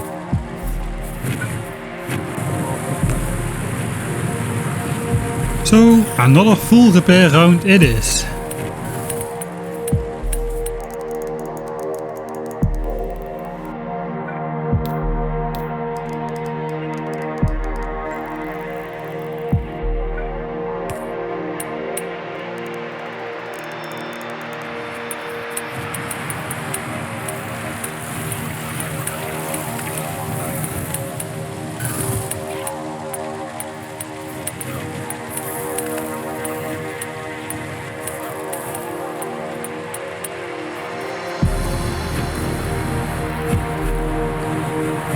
Through editing it might not be obvious, but to illustrate just how long all of this takes, do you remember we placed like 20 extra oil tanks? Yeah, they're all full now, so let's connect yet another batch of 20 tanks. We did manage to set up most of the stuff for military science though. A steel line has been set up on top of the cliffs of science, and we're just finishing off the stone brick smelting over here. Let's meanwhile look at the oil outpost, and we can see that the forest saving strat is working beautifully. All that napalm dead just beside the forest without a single tree getting burned. Then finally, 40 full minutes after we place the military science assemblers, everything is set up and we can see if this even worse spaghetti works.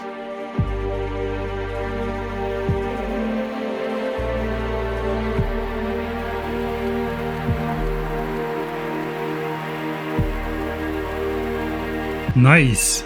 There are not that many useful military science projects that don't additionally require the blue chemical signs, but we'll start off by researching 2 levels of extra fire damage for our flamethrower turrets. With just 2% to go to big biters and spitters, I have a feeling we're gonna need it.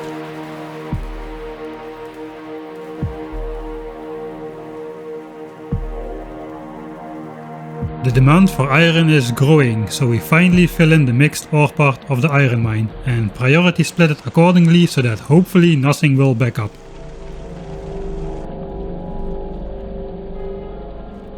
Well, not only the iron demand is growing, also the power demand. It was already insufficient before we switched on military science, so expanding power is long overdue. Now, we can't connect 2 steam engines as in our usual setup, but we can build a second line between the turrets and the walls and then bridge the gap with underground pipes.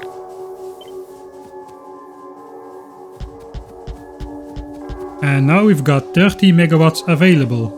It's not a full 40 steam engine setup, because we would need cliff explosives for that, but it doesn't really matter anyway, as long as you keep the 1 boiler for 2 steam engines ratio and don't exceed 20 boilers on a single water line, it's fine. Somehow though, most players seem to be very worried about using the full capacity of their offshore pump, which is one of the cheapest producers in the game, costing about the same as a single segment of underground pipes. Yes, not a pair, a single segment. Meanwhile, we are blasting through the red-green techs, including the modular armor. We do want to be careful not to research techs we don't really need though. If the iron patch runs out before we can escape, well then that's it, the run is over. One of those techs is logistics 2. Nice to have? Yes, very. Essential? Well, probably, but not yet. At the cost of just 1 furnace, which we can't keep fed anyway, We can manipulate the yellow belts to essentially behave like red belts by snaking in a second iron ore line and changing the output lines to both output on both sides.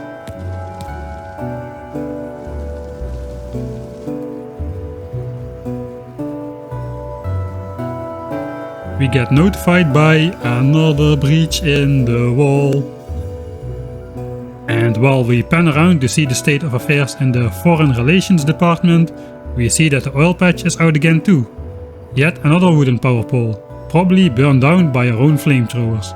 Well, here we go again.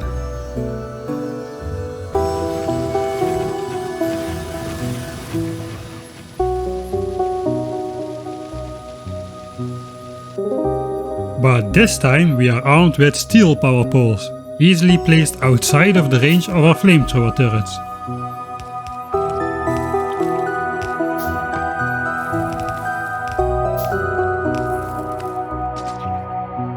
Yes, I do have a dark feeling that playing around like this someday is not going to end well for me.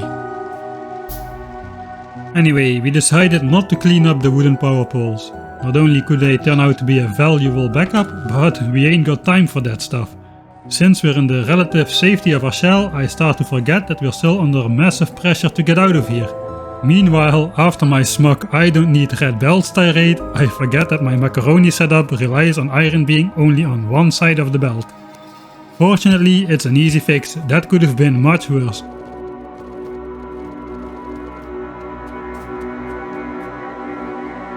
And yes, we really need bots to repair our walls sooner rather than later. Because after yet another repair round, we enter the Big Biter era. Oh no.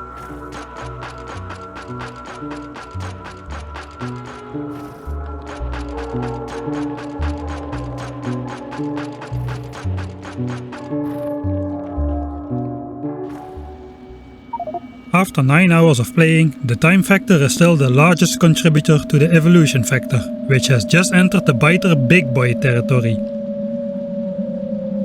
It seems like once the outer wall is breached, the inner wall will fall much faster, as it takes the flamethrowers a good bit longer to target the inner wall attackers.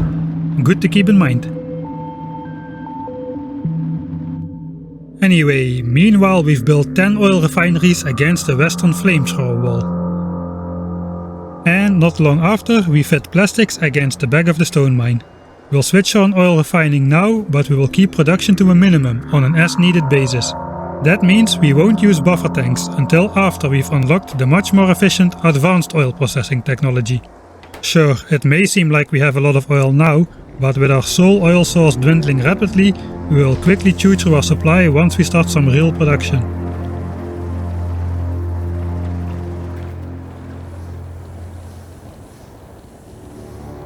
Also, until we understand just how strong the new Big Biters actually are, we have temporarily stopped researching. This will slow down production and thus pollution output, resulting in smaller biter attacks. This will hopefully reduce the chance of breaches, as well as give us some valuable extra time to try and set up the complicated blue signs. So let's check out the first attack with just a single Big Biter in the group. He walks easily through lingering ground fire, reaches and gnaws on the wall, but still dies quickly to the direct stream of burning oil, which does much more damage than ground fire.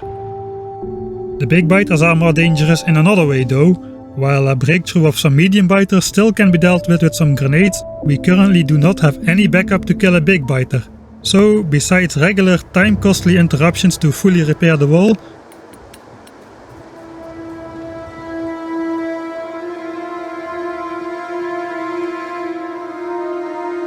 we could really use some help to make sure the walls stay up.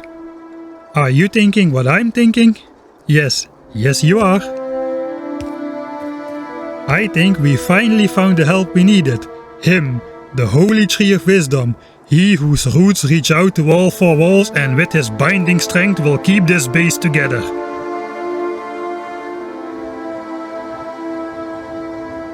What, you are thinking about bots to automatically repair the walls? Oh ye of little faith, what a heathen and materialist mindset. You should have some faith in the divine powers of the tree. but I guess even divine entities perhaps wouldn't mind some assistance from repair bots. Then the tree immediately helps us design this blue sign setup from hell.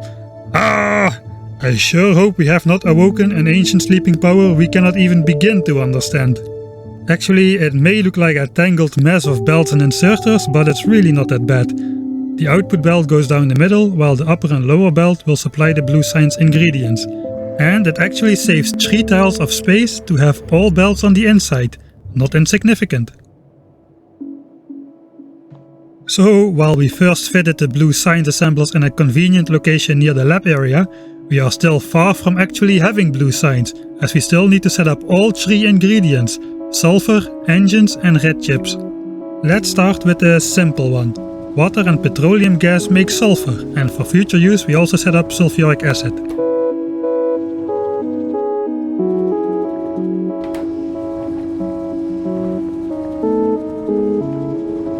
Then it took me like 20 minutes of puzzling on how to cram these engines in here. This spaghetti is getting out of hand, isn't it?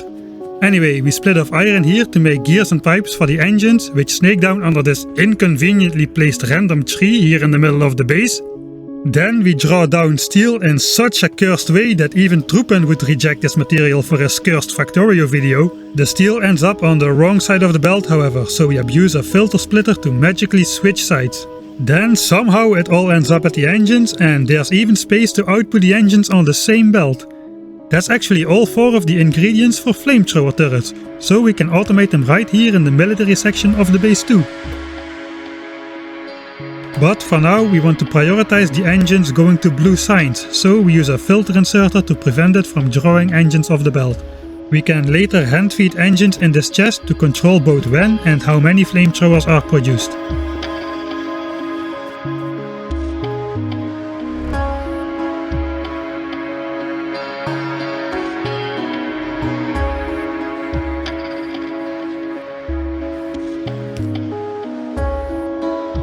Since we have an iron crisis upon us, we definitely don't want to overproduce these iron-hungry turrets. All in all, it takes a whopping 1000 iron to produce just 4 of these bad boys. Our iron patch is rapidly dwindling and down to 140k already, and we haven't even produced a single blue sign spec yet. Meanwhile, the first 2 walls of the oil outpost have been breached, and the final wall is down to just a couple hit points. Anyway, after setting up all of that, we decided there is enough space for a 4th pair of green chip assemblers.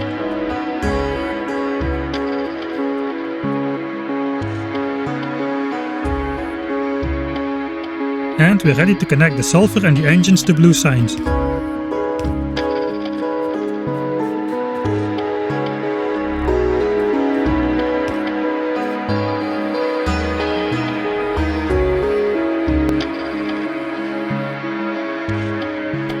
Now we just need to set up red chips in order to start it all up.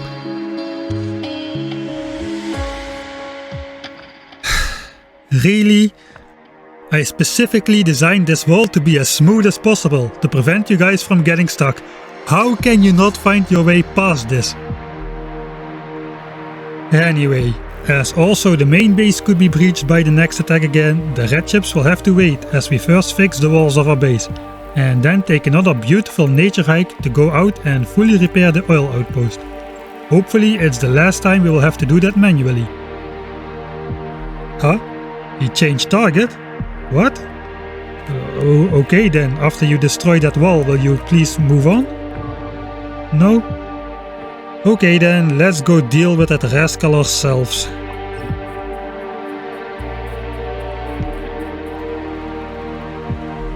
Wait, what's this? An unexpected obstacle blocks our way and it has 2 big worms in it. Those guys are incredibly dangerous for us at the moment, so let's try and give them a wide berth. If we can still fit through. Damn, it's getting crowded down here.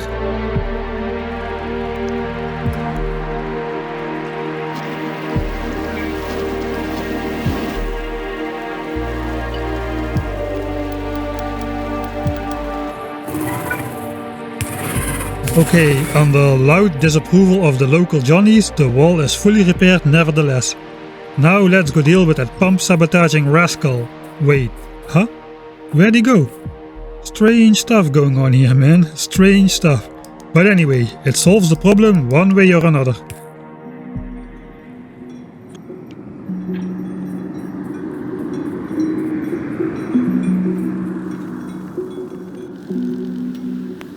Finally, we have some time to build again, and we can set up the last blue science ingredient, red chips.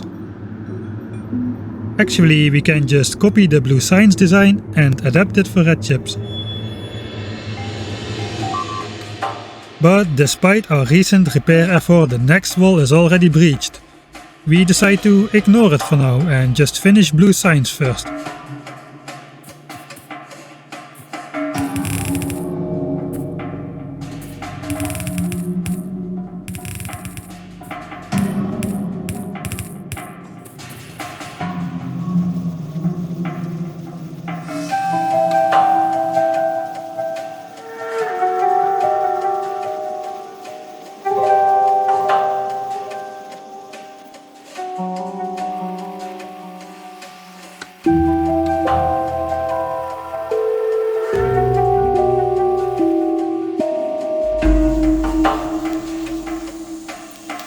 Advanced oil processing will be the first priority.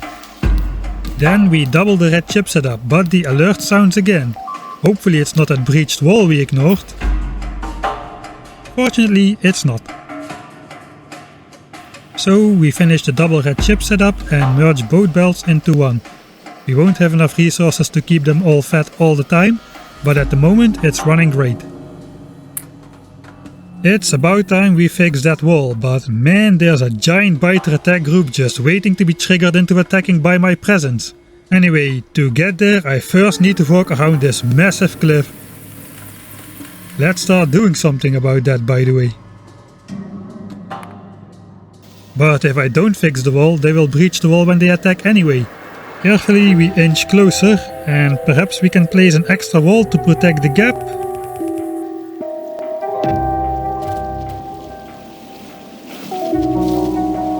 Phew, fortunately that worked.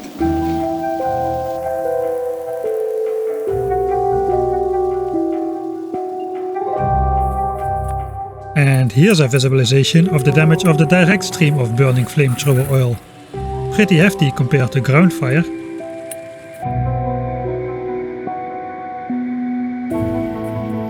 Okay, the blue science belt is beginning to fill up, so let's start researching again towards construction bots, so we can automate the repair of our walls.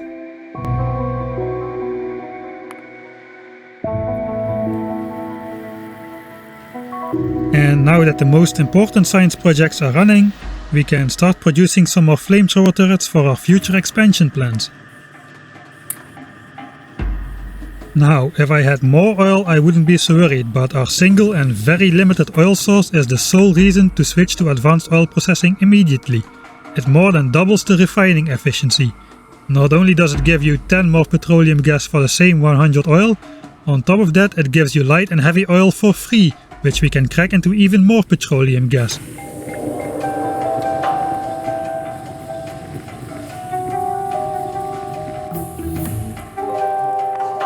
But now that we started researching again after being idle for a good while, pollution output just exploded again. Now will begin the true test of our defenses versus big biters. Now that we no longer use the wasteful basic oil processing, we can refine as much oil as we want, so we can finally add some buffer tanks in the system. We carefully organized 3 petroleum gas tanks to function as a passive fluid splitter between sulfur and plastics. Heavy oil is made into lubricant, which we will need for producing construction bots.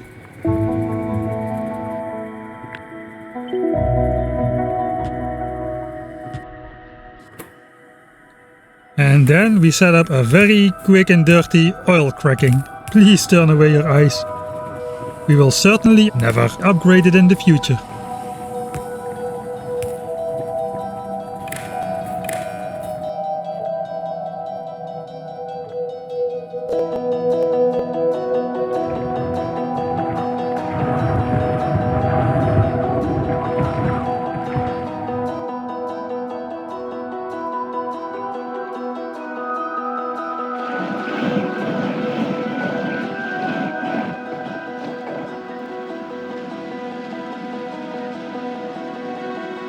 Meanwhile, the enemy attack groups start to look quite fearsome. Now, should we research mining productivity 2? Unlike the cheap mining productivity 1, the next level is much more expensive, and all in all it will cost about as many resources as that the mines will gain from productivity, so a net 0 result. Instead, let's get that second level of fire damage I forgot and then unlock the personal roboports and faster bots. Mining productivity 2, we're going to skip it for now to not waste our time. Then the first big attack strikes. For a moment it looks they will leap over the walls from the cliff edge, but fortunately they decide against it and awkwardly try to run around it. They still manage to break through an undamaged wall though. Now, we won't fully automate much more for now. We just don't have the resources and we need to carefully control the production of expensive items like blue chips. We need 2 more ingredients for bot frames, so we set up some hand-fed electric engines and bot frame assemblers over here. The last ingredient is batteries. Now, we need batteries for a lot more things than bot frames, so let's make a lot. Let's start off with a full chest of copper and iron each for 3200 batteries.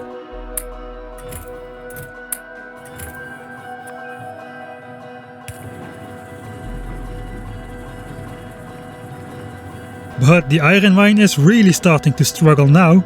Only the core miners are still operational and the iron plates belts have slowed down to a trickle. I mean, just look at my pathetic green chip production. We haven't even achieved automated defense yet and still need to start on our offensive capabilities. We will need much more iron still before we can break free. But yep, it is the highest time to go fix that wall again.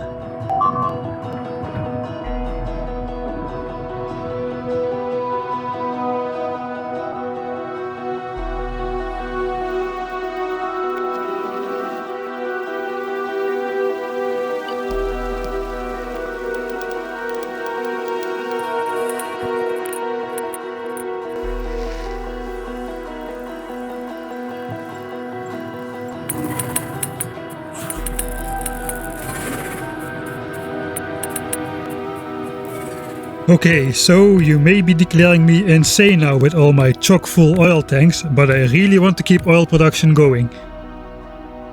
So, let's reveal the great prison break plan. Laser turrets it is. They do need some expensive upgrades to work well though, and while we took out 2 isolated nests with flamethrowers, there's just no way we can break out with the directional flamethrowers against omnidirectional attacks against continuous biter nest clusters. Especially because we ourselves are not immune to the napalm death, unlike with gun or laser turrets. Also, any big spitter slipping through could kill us from distance in seconds. We need a less dangerous approach for this. Ah yes, we finally set up cliff explosives, but for some reason the assemblers are hogging the petroleum gas tanks.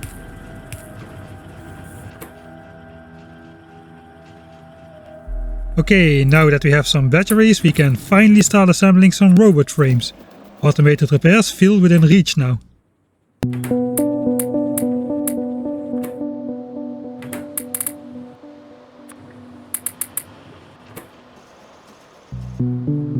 Of course, our bots will need somewhere to live and some tools to repair things with.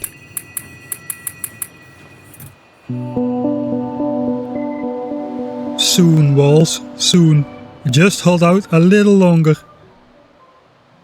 Meanwhile, we give our future bots access to the walls through a passive provider chest. And we use a super simple circuit condition which tells the inserter to stop taking walls from the chest if there are less than 1500 walls in the chest. But we are down to less than a single yellow belt of iron. And while the defense plan may be nearing completion, we still haven't even begun yet with the offensive plan. Will there be enough iron to make all the stuff we need to even attempt to break out of our prison? Nothing else to do but to push on, and we'll find out later. Let's set up the roboports. Ideally we keep them as far from the walls as possible. This will allow the biter attack and the flamethrower fire to finish before the bots reach the wall to repair them. bots are not fireproof, so this tactic should hopefully limit the amount of bots we lose in this never-ending war. Or, well, never-ending may not be the right word now, is it? I did promise the war will end and we will achieve world peace someday. But hey, let's not get ahead of ourselves, shall we?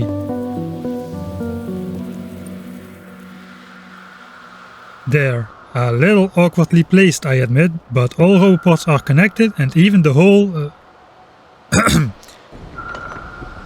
the whole spaceship area is covered.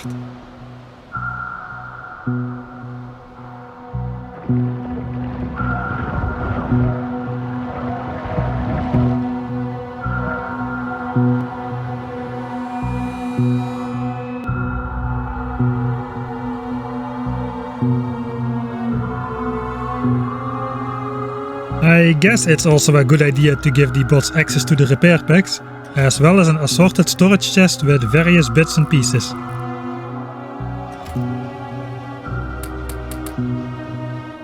And finally, oh yes, we can make some actual construction bots.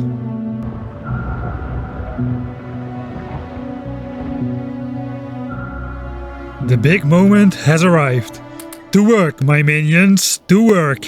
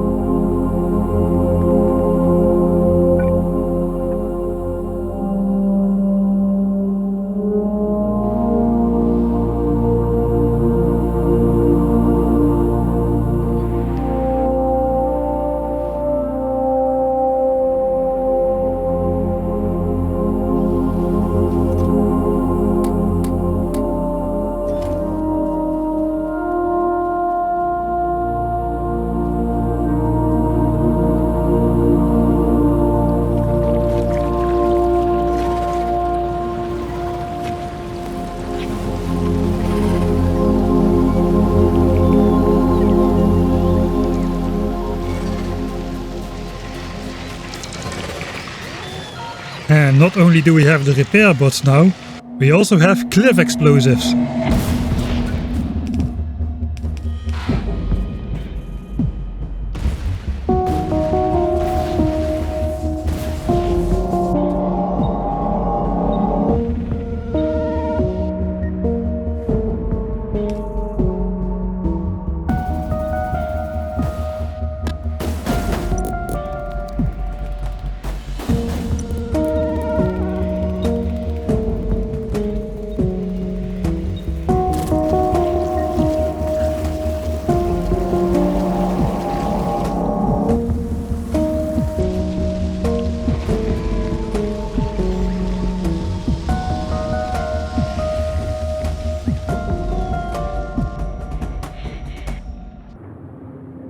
Well, we have finally achieved an automated base defense, but we're still stuck in this rectangular prison. And the iron is running out faster than you can say pneumono-ultramicroscopic silicovolcanoconiosis. Okay then, so we're not running out of iron any minute now, but the situation is bad. A quick recap. We started off with 300k iron. By the time we set up red and green signs, we were down to 200k. Now that we finally managed to automate our defenses, we are down to just 80k. No, 79k already. So the question is, do we still have enough oomph in our base left to scramble together an offense?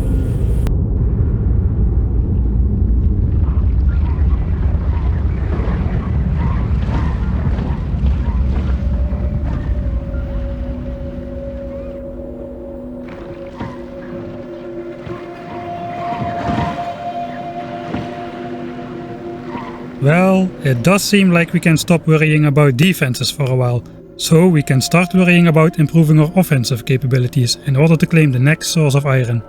But the next nearest iron source is located behind several gigantic and connected biter bases, and the squishy small biters of the early game are a distant memory of the past, as the nests are meanwhile populated by lots of tough big biters and big spitters.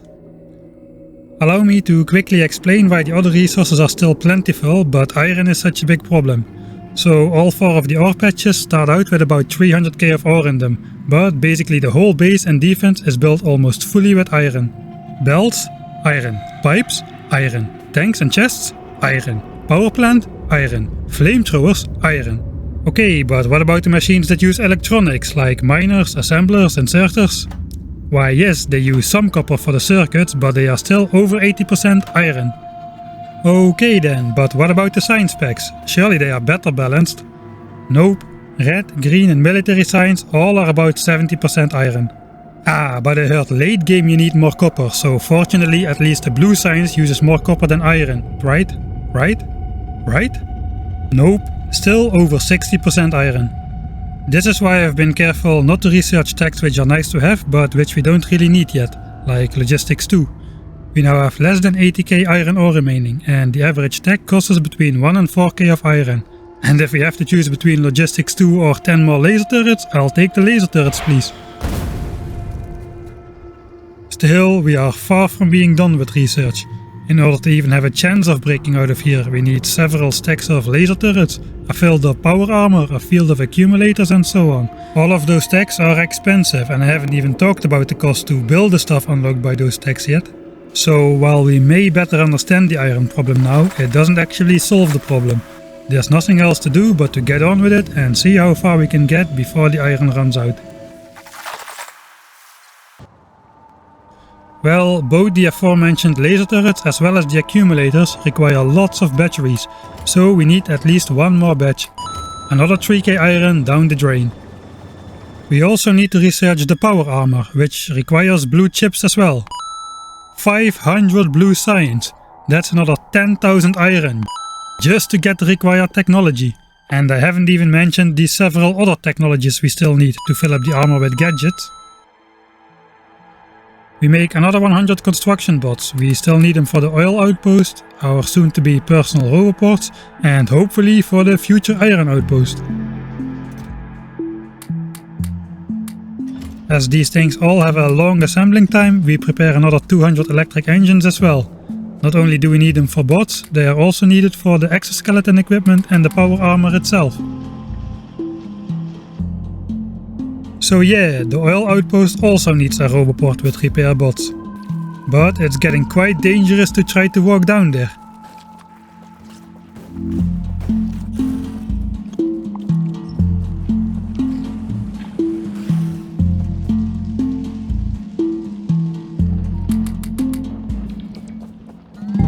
Now that the place is managed by bots though, hopefully it will be the last time we have to come down here ourselves.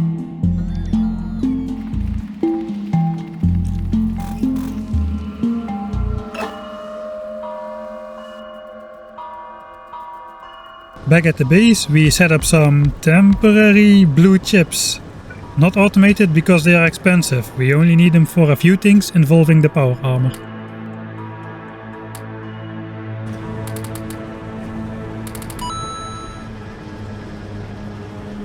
Then we get notified that a bot has died, the second one already. If their fatality rate increases, we may also still be in a defensive pickle. That's yet another thing to keep an eye on.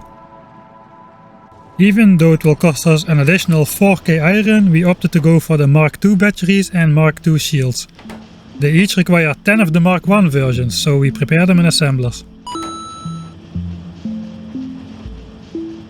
Oh, right, and to research those Mark II elements we need another 700 blue signs, which means another 14,000 iron.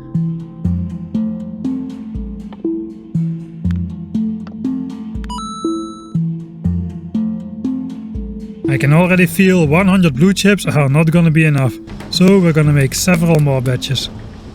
We are still rocking our early game heavy armor, but now we are finally ready to make the power armor. And since we skipped the basic modular armor, we can enjoy an extra 20 inventory slots. The power armor also has much better acid and fire resistance. While there's no notable extra physical defense against big biters, the real benefit from the power armor lies in its 7x7 inventory grid, which we will fully utilize. The stuff in the power armor's inventory grid requires electricity to run, so to start off we make 15 portable solar panels. And for a better chance to outrun the biters, we prepare not 1 but 3 exoskeletons. One personal robot can support 10 construction bots, so by making 3 we can have 30 bots out there building stuff at any time.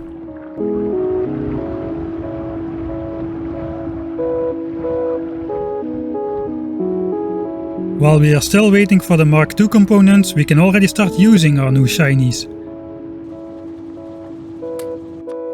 We can switch elements in the armor based on our current needs, and right now we need more power. Let's give it a quick test.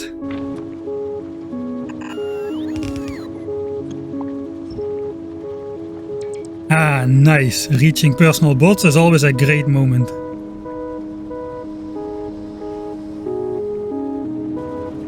Meanwhile, we have obtained a boatload of batteries. 2000 of them are going to be turned into 400 accumulators. What? Accumulators? Are you mad? Where exactly do you plan to set up a giant solar farm then? Ah, my friend, accumulators can be useful without solar power too. More on that later. Oh man, now we're getting to the truly expensive step of our plan, creating the laser turrets. Wait there. Oh, perhaps we actually need to research the tech first. Instead of only the shooting speed and damage upgrades we researched earlier. The plan is to make 200 laser turrets. That requires 4000 steel, 4000 green chips and 2400 batteries, costing us a truly massive amount of iron. Now 200 turrets may sound a lot, but trust me, once we start we'll burn through them faster than you can say Besides, we spent an equal amount of iron for the research and upgrade cost. That cost would be obscene if we made only 50 turrets. Still, they are expensive.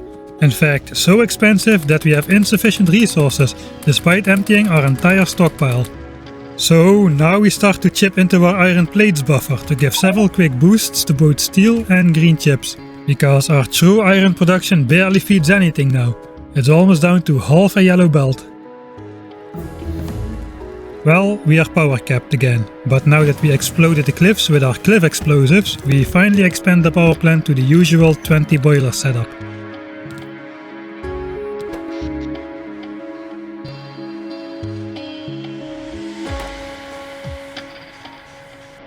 So for the Mark II armor components, we also need a handful of low density structures.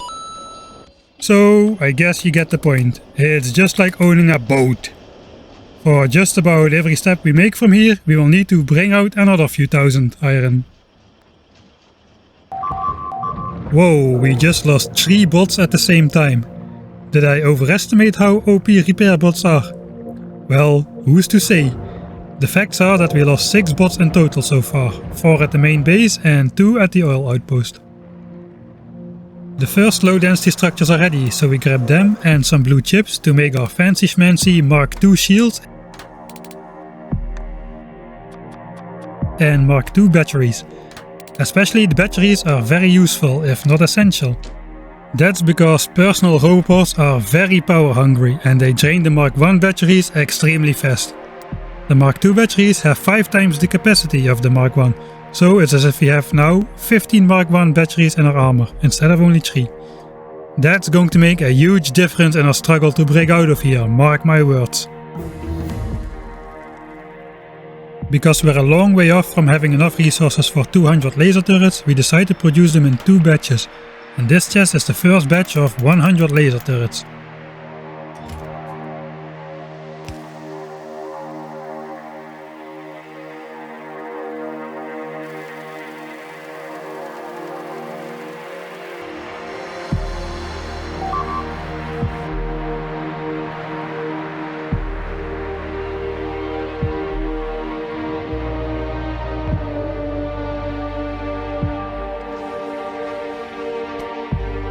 And now that the first 8 laser turrets are ready, I know just the place to go take a small field test.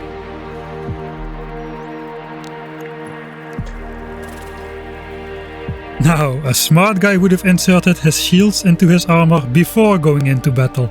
Especially since we're going up against the dangerous big worms, and I'm planning to personally be the bait for all enemy attacks to keep my bots from getting targeted and destroyed. Well, let's see how it goes.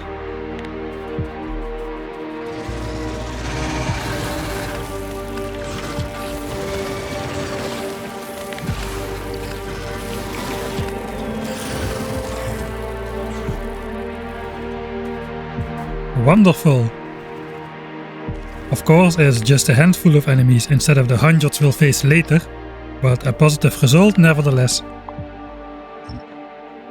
Oh, by the way, you want to see just how dangerous the big worms are?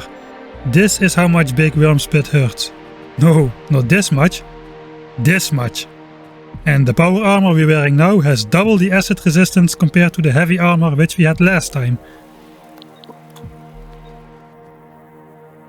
Nice, the accumulators are ready. I'll research 2 more techs, one offensive, one defensive. Which is which?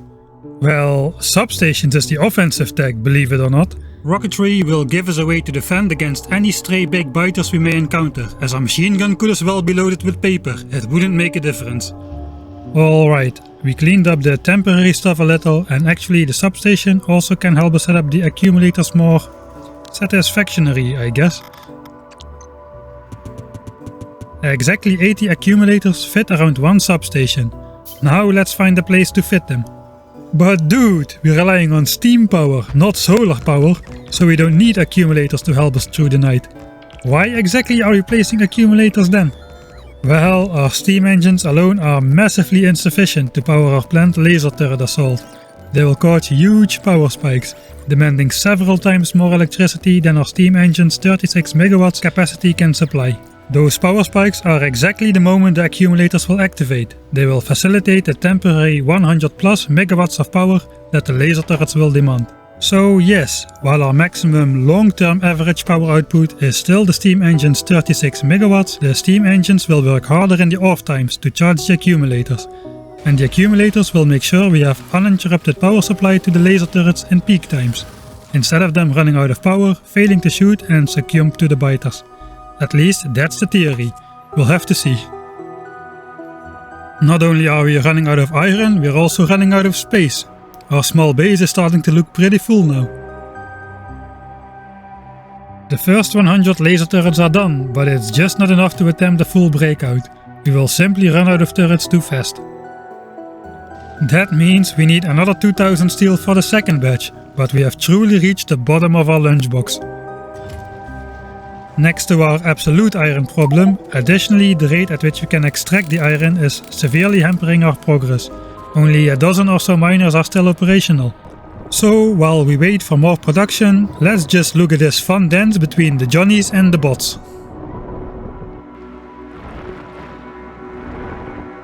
And let's spend our last iron reserves on boosting our steel production. We meanwhile gathered the required green chips and batteries, we are just waiting for the steel. Well, at least we've got mining productivity 1, which is not only creating 10% extra ore out of thin air due to its productivity bonus, it simultaneously grants that extra ore as a 10% rate of production bonus on top of the regular mining speed. So that's something, I guess. Finally, I have rambled on for long enough, and while having depleted over 90% of the iron ore patch, we managed to get our hands on another 2000 steel, and we can start the final production batch of 100 laser turrets. And to prevent our last iron ore from slowly getting turned into steel, we delete the buffer chest and cut off the iron supply after the 6th furnace. Iron can be turned into steel, but steel cannot be turned back into iron. Oh right, we also shouldn't forget to make some rockets and the rocket launcher.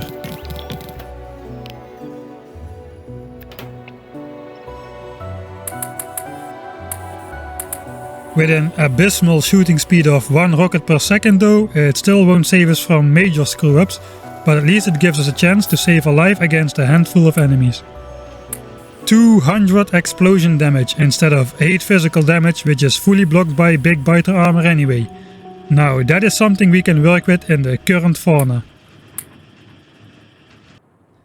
Then we check the building blocks of the evolution one last time, because we are ready. With 200 laser turrets at our disposal and the promise of 3.5 million iron, we are ready to do whatever it takes in order to claim that iron for ourselves. Between us and that iron lies this. Large interconnected biter bases, with small but high evolution biter expansions sprinkled in between. These expansions contain the dangerous big worms, whose high damage acid attacks outrange our laser turrets by over 50%.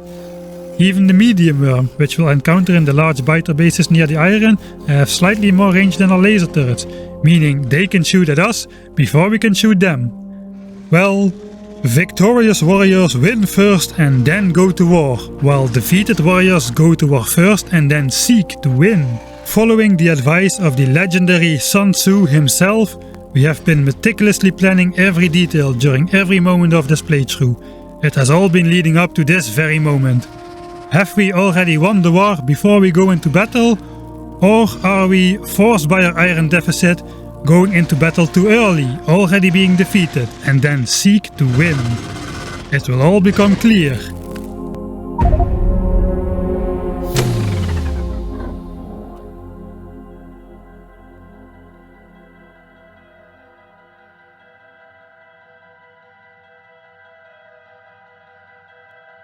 So, if you thought that I was just gonna rush into battle like a madman, then you didn't take Sun Tzu's advice to heart. We are going to win first and then go into battle. Now, a good preparation is half the battle, so we take great care in designing our offense blueprint, taking in mind several key concepts. First, our personal roboports support 30 bots only, so the blueprint should consist of no more than 30 elements. That means the whole blueprint can be placed simultaneously by the 30 bots. This is important because, let's face it, bots don't like you. If they need 2 trips to place the blueprint, you can bet on it that they'll decide not to place the substation on the first trip, leaving your shiny laser turrets unpowered. And by the time they'll get back there with the substation, your laser turrets are dead, and so will be your bots. And if we lose our turrets, it's over. We don't have enough resources to keep replacing them. The second key concept is to make our blueprint tileable, both horizontally and vertically. This will make sure every new placement is protected by the previous placement and automatically connected to the power network. For the vertical distance we choose the maximum substation connection distance, in order to make more progress with each step.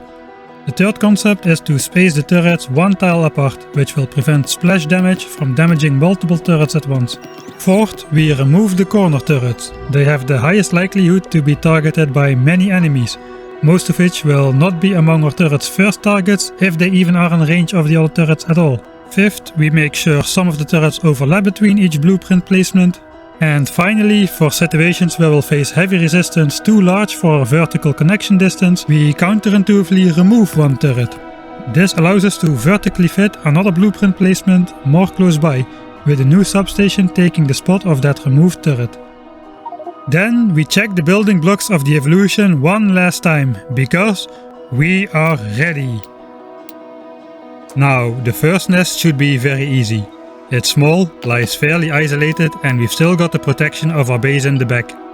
Also, the nearby lake even took a bite out of their base, changing its shape from a dangerous circular blob to a long and thin banana, so it's easy enough to just keep chipping away at the front.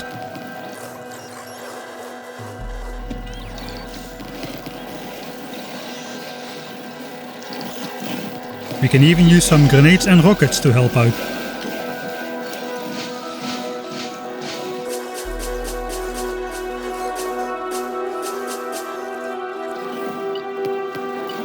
Even the accumulators were not impressed by that biter base. They haven't even broken a sweat yet. A small retreat to reassemble the troops, and let's tackle the next one.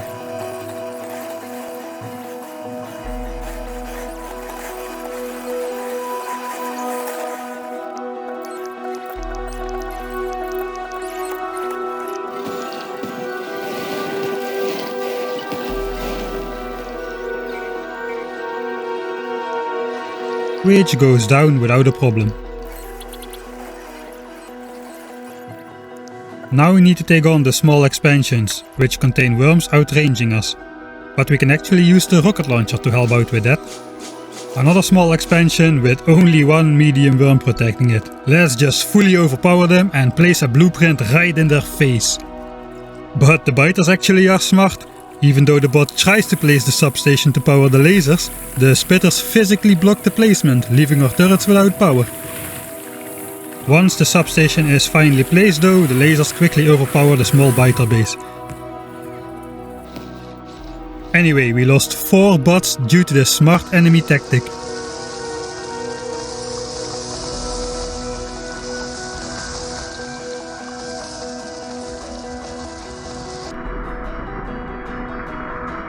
Now, before we continue any further, we already placed the belts which will bring back the iron ore from the future iron outpost.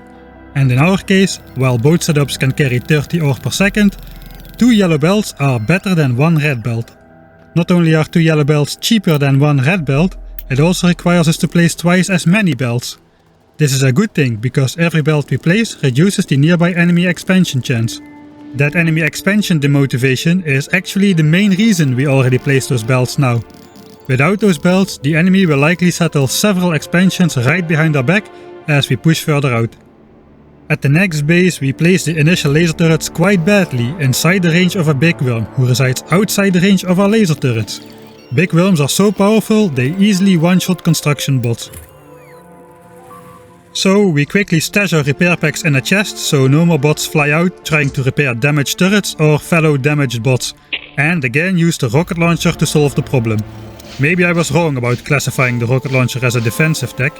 There are still several other big worms present, so we use the in-your-face technique again. But we still lose a couple more bots in the process.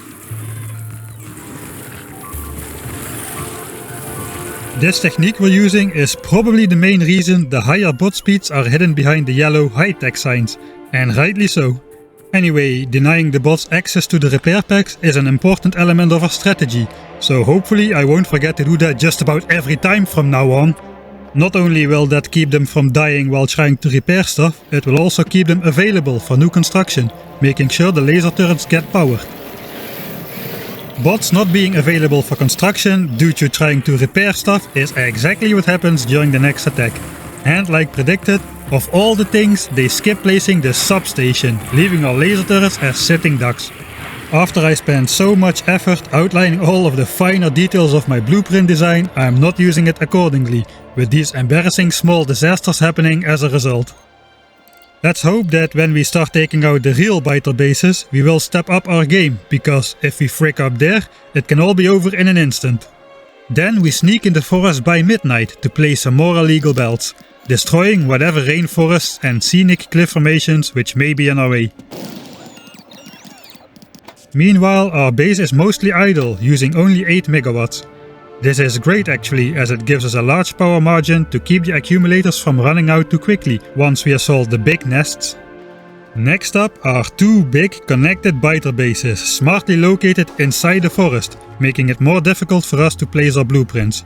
This is the first real test, which we should not screw up. So naturally we forget to stash our repair packs in a chest outside of the bot's reach. So we lose another 3 bots quickly. Again leading to an unplaced substation.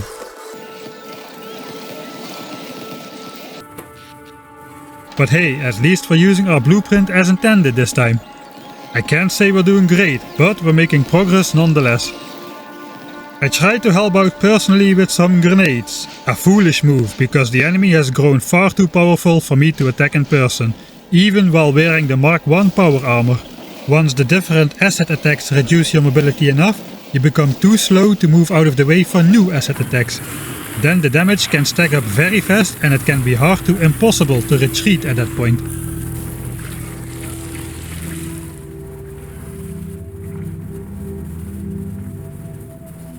And then, yes, a true miracle, I finally start to use my blueprint correctly as I intended with the design. I even put my repair packs away this time.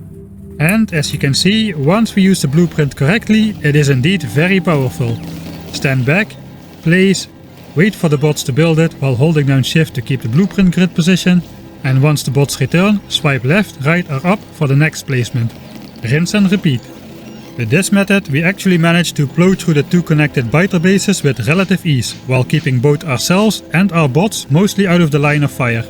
The key to this method is to keep pushing forward as quickly as possible, so any worms outranging the current laser turrets don't have enough time to destroy them. Needless to say, this method does quickly eat up our available laser turrets, which is the main reason I insisted on 200 turrets before starting the attack. Running out in the middle of a push like this would be pretty bad.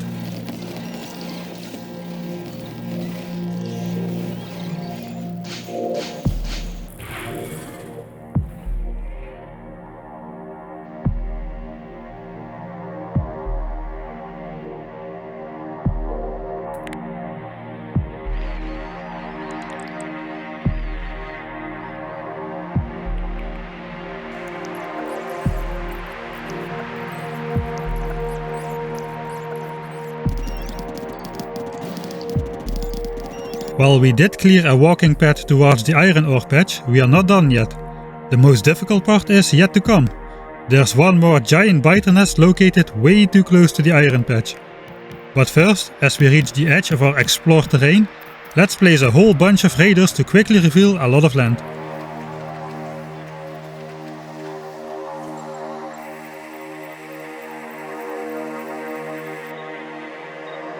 So now let me show you how not to turret creep. Pro tip: when using the turret creep method, first place a protected fallback point, so you don't die like an idiot while the bots take all the time in the world to place the turrets.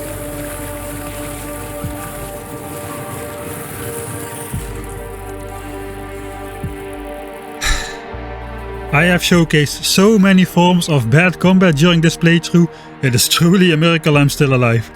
We must have been blessed by an overwatching entity or something, I don't know. Anyway, before we take on the final boss biter base of the iron mine, we first need a moment of zen. So let's change our flamethrower defense to be behemoth spitter proof, which basically means placing the flamethrowers one tile further back. And once we try to fit the blueprint around the iron mine, we can clearly see there's no way around it. This giant nest needs to go. Meanwhile, the raiders revealed a lot of new terrain, and you can clearly see the open land between the giant biter bases has already been settled with new biter expansions during the course of the game. To meet my endgame promise of world peace though, somehow I will have to find a way to kill all enemies and bases, even in the unrevealed map. How the heck is that even possible? Anyway, let's focus on the order of the day for now. Taking out the final boss. Oh shit, forgot about the repair packs again, oh no. Oh, stowed them away just in time. Okay, let's be smart with the blueprints this time.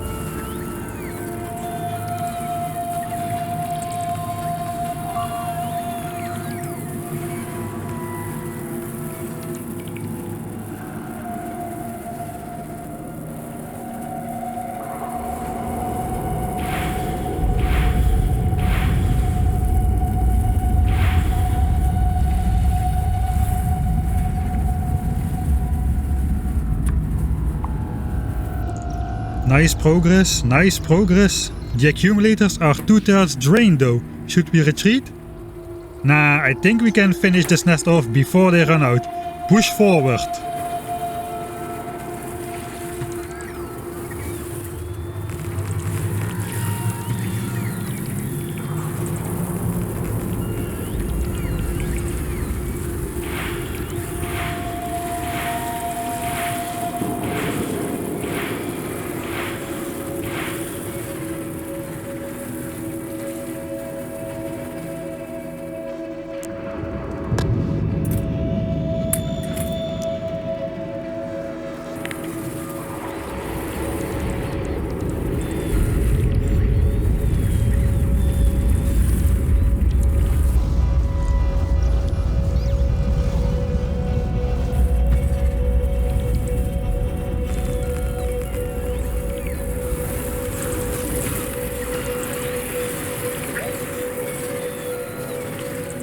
Alright, that'll do.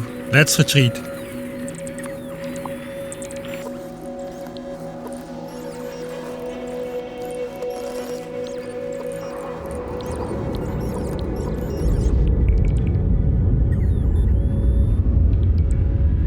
I think we can truthfully say we've conquered the iron mine now. Huzzah! Let's compare the evolution building blocks before and after destroying just a couple of these massive biter bases. Before we started on our rampage, the enemy destroy factor contributed a measly 1/14 to the evolution factor. Now it has grown to a whopping 1/4. But let's not waste too much time, let's build that iron mine before the enemy expands back right on top of it. We start by outlining the defensive perimeter with our blueprints. Then we can use the copy tool to see exactly how much stuff we need to go collect from the main base, most notably 700 walls and 22 flamethrower turrets. As well as roughly 125 miners. I hope we still have some iron left at the main base to actually make those miners though. Some of the stuff we already have on us. But before we allow the bots to build the belts, we make sure to deny them access to our miners and flamethrowers, as those could trigger biter attacks before we are ready to handle them.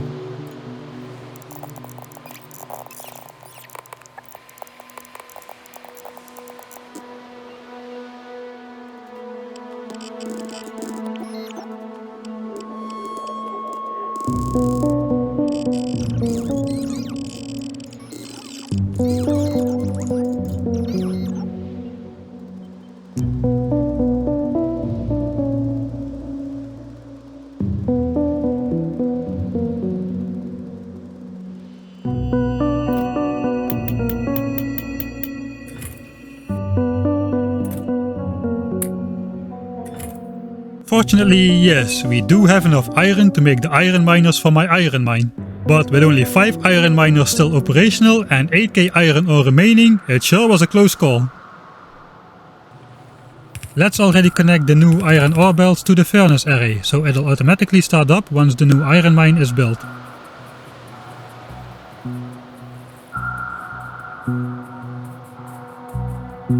So let's head back to the outpost.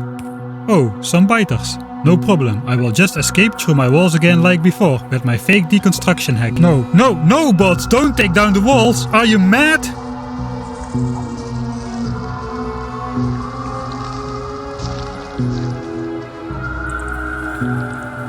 Man oh man, I'm telling you, bots really do hate your guts. Okay, so that trick we can't use anymore, Lemau. Anyway, we hopefully protect the belts from the flamethrower fire as long as the biters will cooperate by not attacking the walls out of reach of the flamethrowers.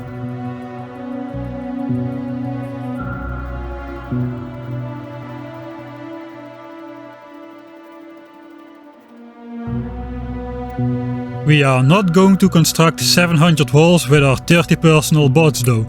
I'd almost forget you can use construction robots to actually construct things instead of only keeping the walls repaired.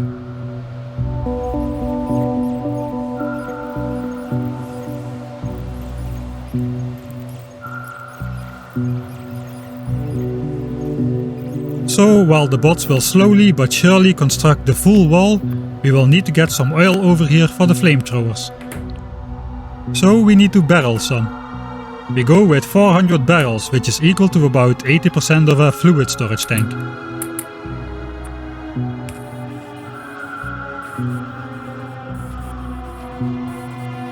Finally, we take some repair packs, the first half of the oil barrels, and I think we're ready to finalize the setup and switch it on.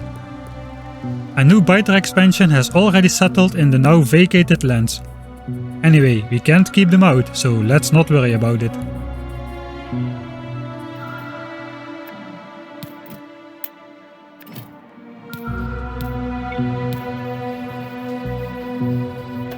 Only now that we have the flamethrower fuel on location, we will allow the bots to place the flamethrowers.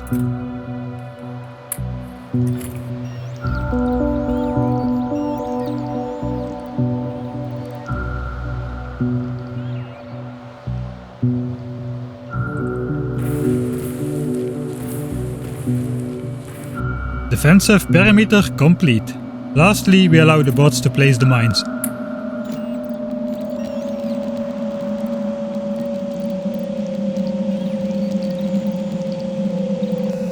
And before 2 minutes have gone, pollution is already spreading out on biter bases on all sides, and we can see the first attack group forming. Oh, looks like they were already not the first. Anyway, the bots should be able to run the show without our help now. So let's head back to the main base where we can now have all the things.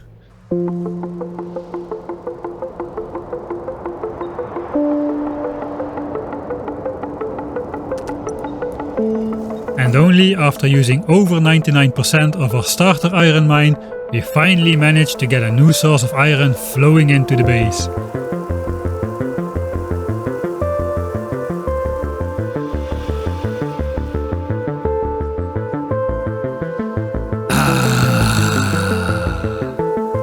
Full belts, baby. With 3.5 million iron under our control now, we can treat ourselves to all things iron again. A steel buffer. Red chips. Actually, frick you, iron chests. Let's upgrade the whole base to steel chests. Away with those crappy iron chests. Next to the wooden chests you go. Let's not forget to bring over the other half of the oil barrels to the iron outpost. There, I think that's gonna be enough oil for a long time. And also, we're gonna tech all the things. So, what's next? Have we won the game? Well, no actually. While iron was surely the most pressing issue due to the whole base being made out of iron, soon we will need more of all other resources as well. In fact, coal is already struggling right now, and we have no long-term solution for oil, and we're entering the stage where the emphasis shifts over from iron to copper, which will become an issue very soon. Basically, while it may not be apparent immediately, we still have the same problem as with the iron before, except it's now 3 times the problem. Thanks to the huge forest in between us and the iron, we had to clear relatively few biter bases to get over there, but I don't see easy solutions for the other resources. And with biter evolution further increased since the iron assault, the ever-growing ratio of big biters and big spitters will cause more and more problems. Will we prevail?